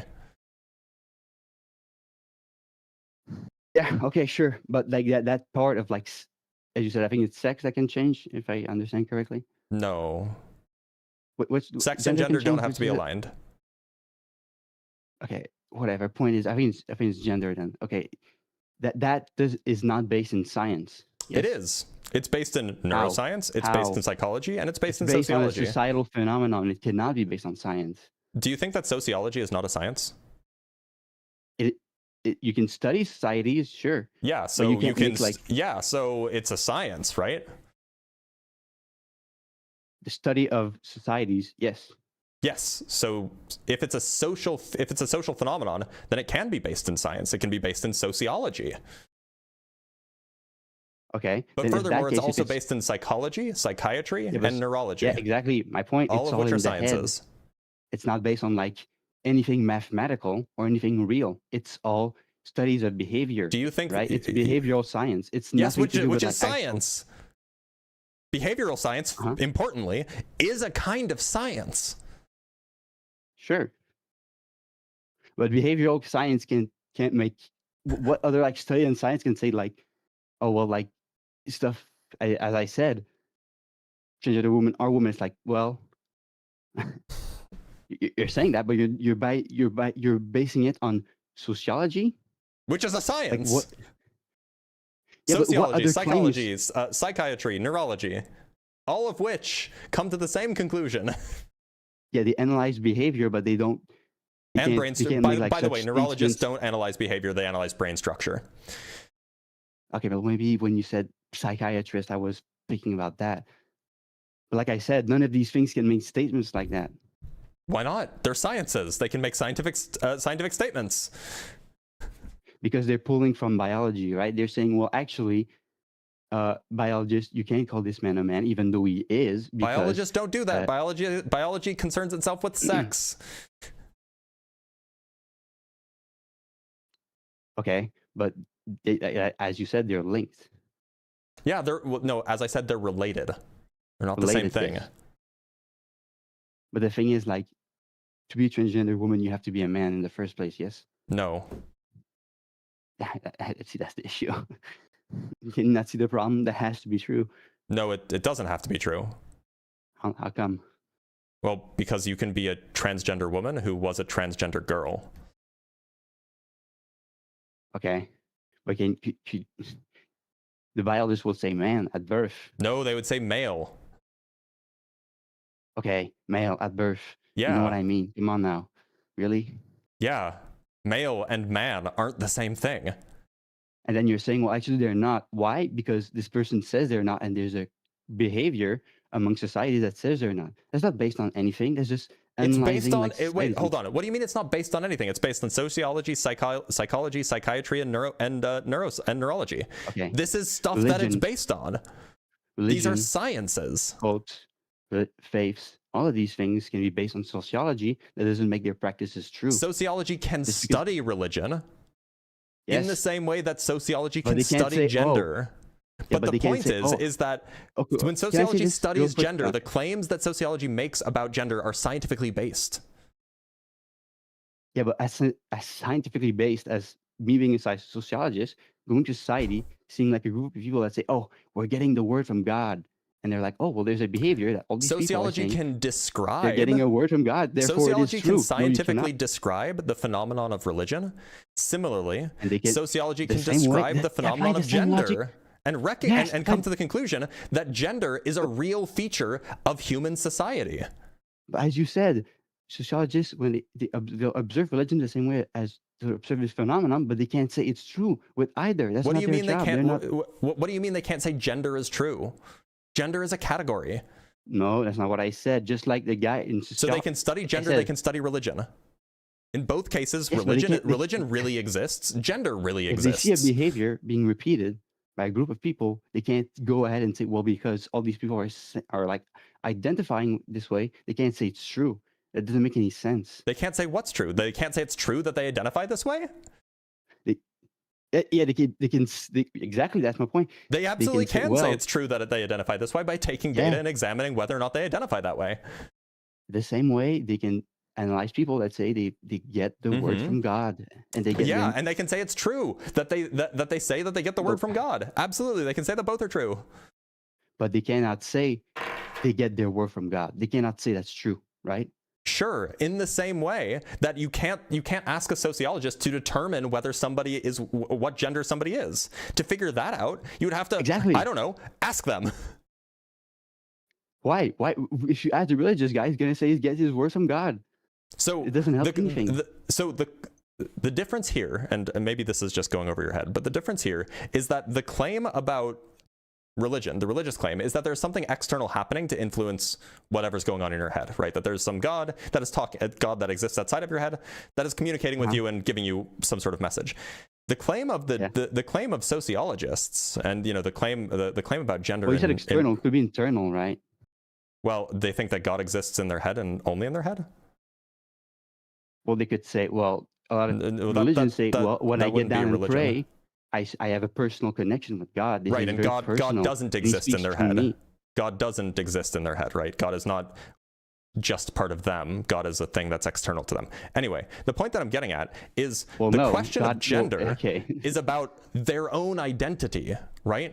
And so whether or not you can say that somebody identifies a certain way, the only way that you can determine whether or not they identify that way is by, asking them. That doesn't tell you anything, because if you ask someone to identify themselves, they could just lie or say something they believe is true, but it is not. How else are you going to figure out how somebody identifies? It depends as what. If it's something like gender, you can. How do you determine how somebody identifies? How do you identify how somebody identifies?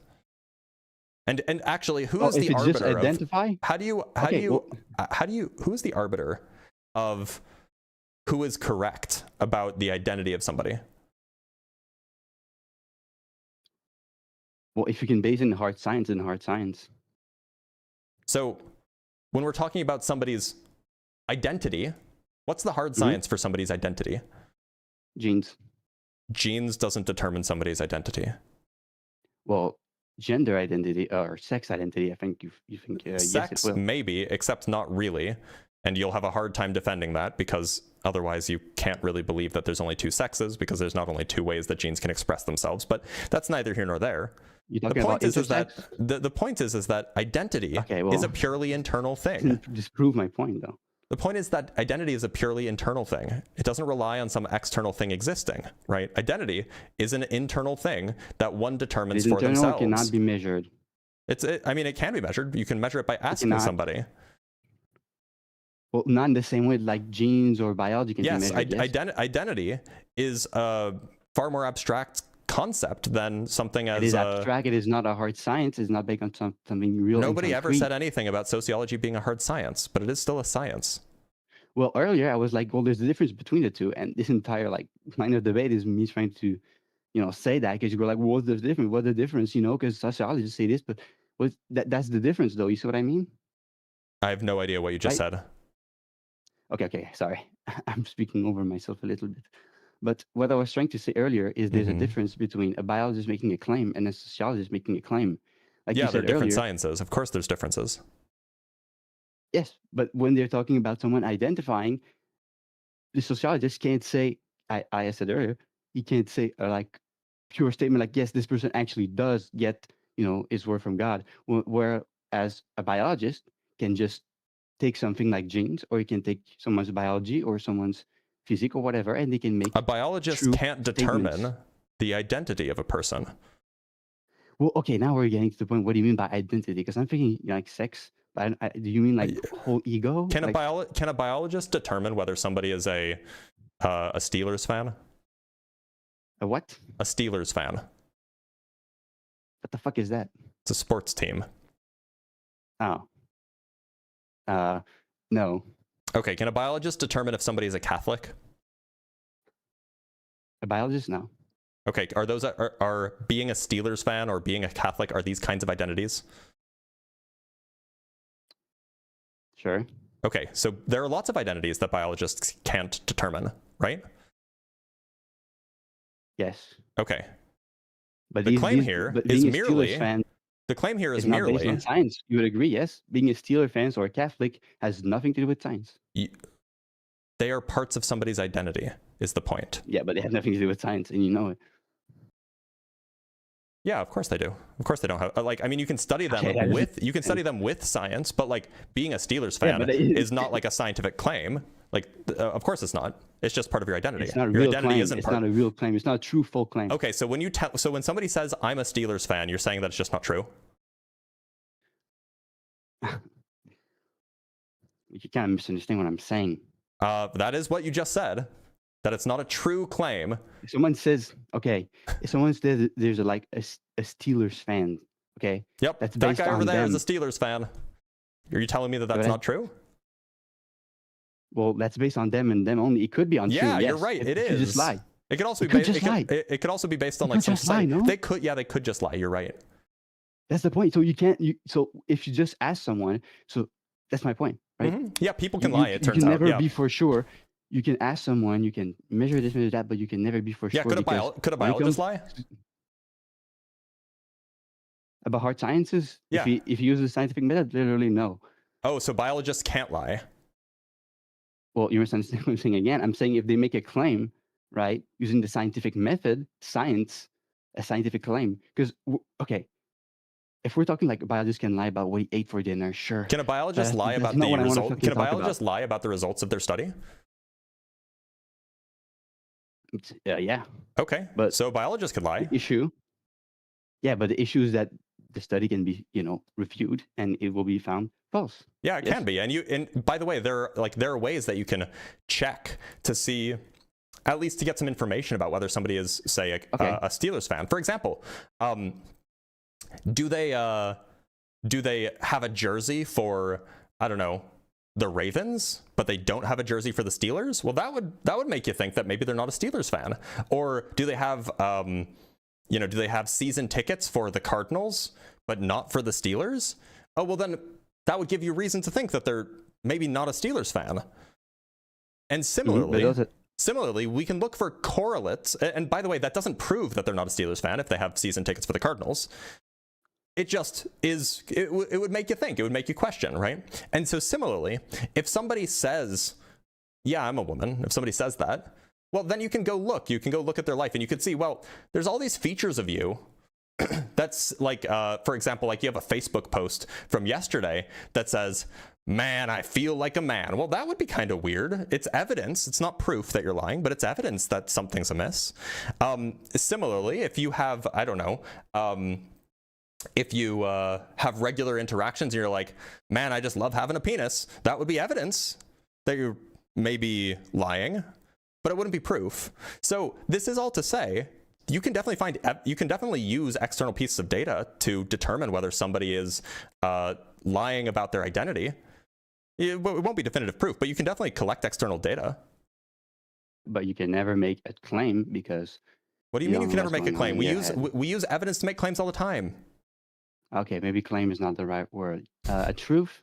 I said truth. I don't know if that's like correct word for it. Like, you can't say, "Oh, I know for a fact, factually, this person is a Steelers fan." You cannot say that. Yeah, and that's part of identities. But you could identities are internal, not external. Identities are internal. They're not externally verifiable with certainty. Sorry. Okay. That's how identities work. Yeah, so how the fuck would we say that like anything that relates to identity can be like confirmed scientifically? You cannot confirm it. You can say, well, you can observe science isn't in the business of confirming things with certainty. That's not what science does. With the most certainty possible, yes. No, that's literally not what science does. Science provides evidence for claims, and it provides evidence against claims. That's the whole business of science.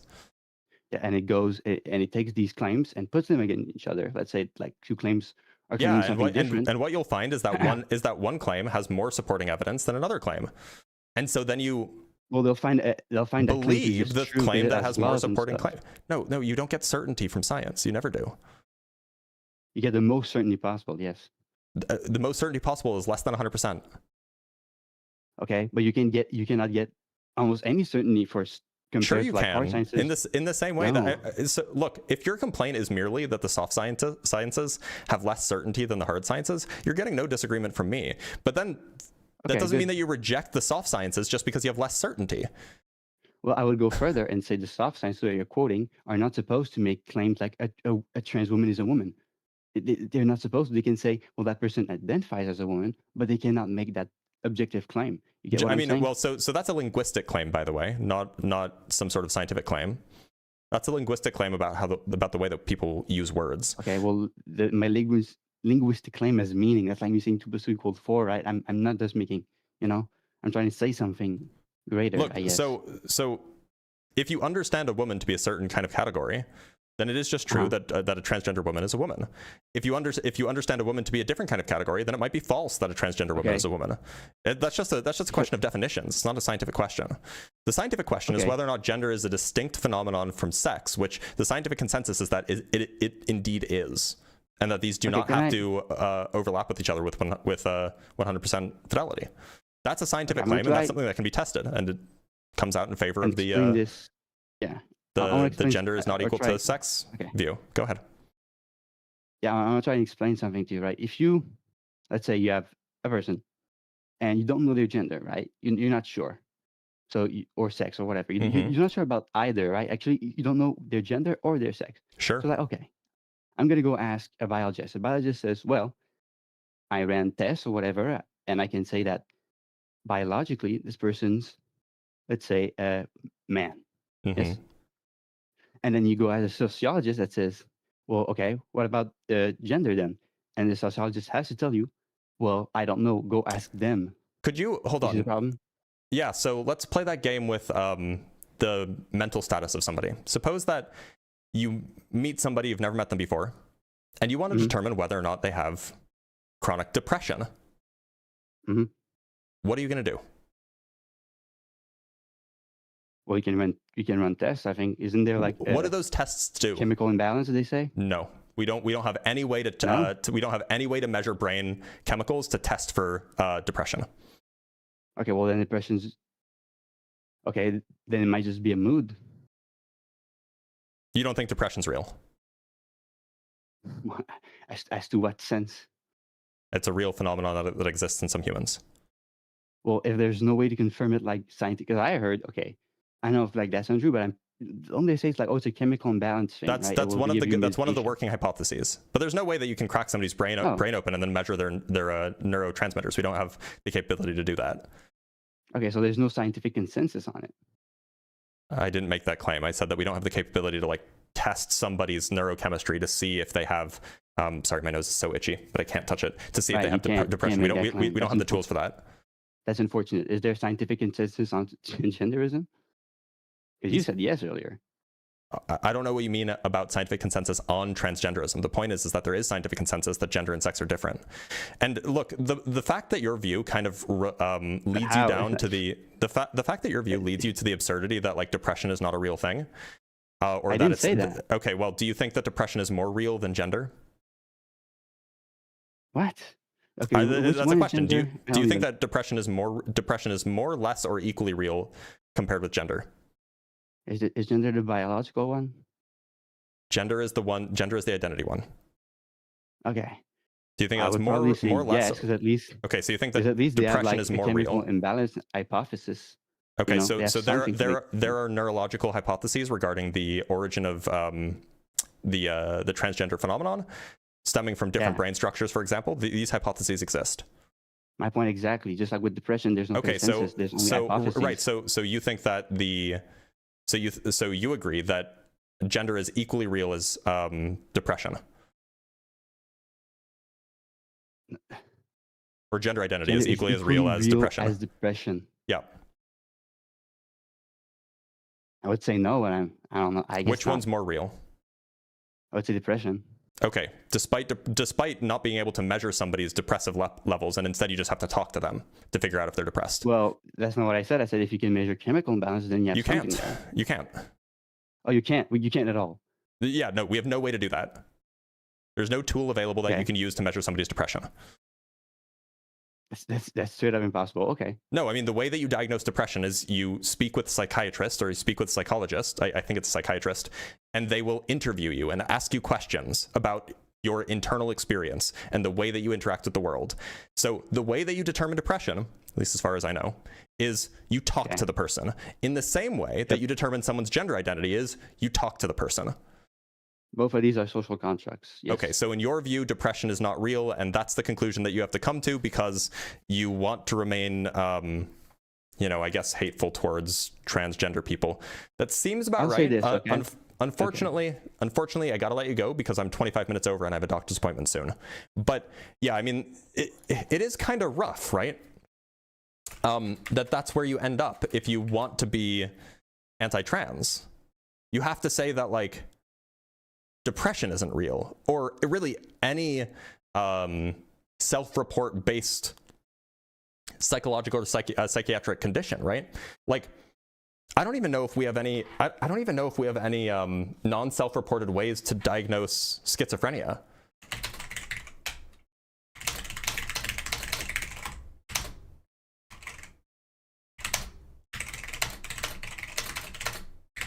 Like, like, are there like clinical ways that you can like scan somebody's brain to see if they have schizophrenia?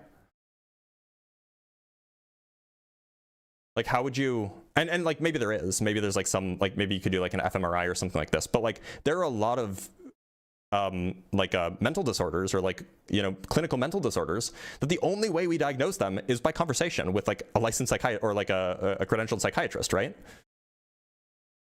Like, that's just the case. So if your view requires that all of those things are fake as well, I don't know what to say to you. It's kind of just a really weird claim. Anyway, I'm going to read some super chats and then end the live because I have to go to a doctor's appointment. It's, unfortunate, but it is what it is. From user with the $5, thoughts on CIA technology ghost murmur. Sounds very woo-woo. I've looked into it. It seems like the technology is there, but I'm not sure if it's as impressive as they're making it out to be. From Johnny Carter with the $5 New Zealand, both of the US political parties are as anti-science as each other from an outsider's perspective. Well, I mean, that can't be true because, like, the Democrats generally tend to think that climate change is real, whereas Republicans don't. The Democrats also tend to agree with medical consensus as far as treatment is concerned, and Republicans tend to not too. So like there is definitely, like, I would agree that, like, to some extent the Democrats are anti-science, but like not nearly to the extent that MAGA is. From Atheist in a Foxhole with the $2, nobody thinks more about trans people more than MAGA. That's true. That's a good point. From Randy Potatoes with the $2, boy's brain is smoother than the 1 kilogram silicon 28 sphere. It was pretty smooth. From Lost in FRP with the 110 Turkish lira, conservatism is in conflict with the scientific method. You don't conserve your point of view in science when your ideals or beliefs contradict with data. That's a good point. That's actually a really good point. From Kelly Schur with the $10. The anti-science bop, drop that silly thought, just faith it away and have a great day. That's a cute rhyme.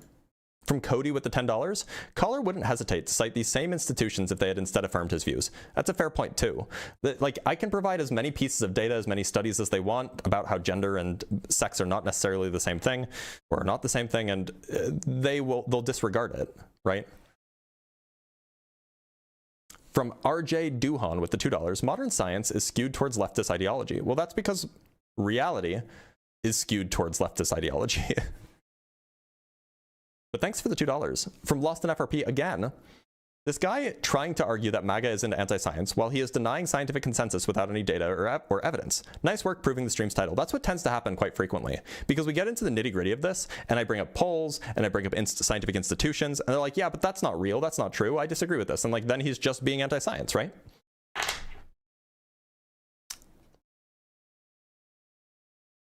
From D Bizzle with the $2, WTH is a hard science. It's all science. Well, so there's often a distinction that's made between like the hard sciences and the soft sciences, where the hard sciences typically rely on like measurements that can be made about the natural world, like without invoking, you know, human interviews or, you know, those kinds of things. And the soft sciences kind of rely more, or can rely more on like self-reporting things, or on surveys, or on polling data, these kinds of things. So like, that is a distinction that's made, but yeah, they are all science. As long as you're using the scientific method, it's science.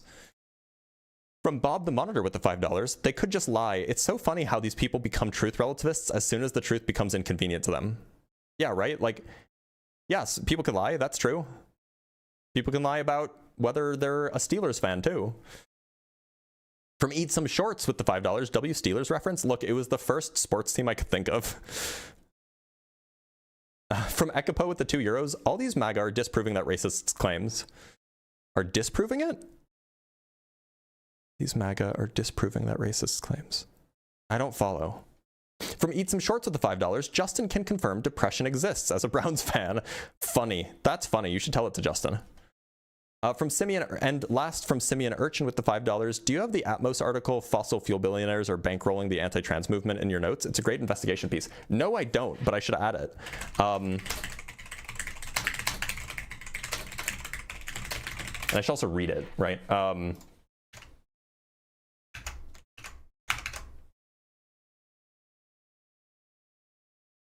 We will take a look at it later, and then we'll add it to the notes if it seems appropriate. That was the last super chat. I just want to make sure I don't miss any cash apps or something. I thought I did see a cash app from someone. Yes, a cash app from Shay with the $20. Thank you so much, Shay. I forgot this topic has infuriating callers. It does. It does, because they just really like talking about they just really like talking about trans people. Like, so much.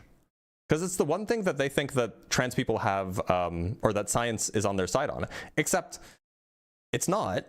What's on their side is like a first semester course in biology, maybe? But not really. Like, it's like they take one class in biology and then they forget about the rest of it. Like, it turns out that biology goes deeper than just male, female, ooga booga, right? Anyway, I'm going to end the live stream here because I do have a doctor's appointment to get to, and it's a fairly important one. Even though it's not for a little bit, I do need to get ready and I need to make some phone calls. So thank you guys so much for being here. I will see you tomorrow for some more debate. It won't be this topic. We'll do a different topic tomorrow, and I'll see you then. So take care, everybody. Make sure to have a good Thursday.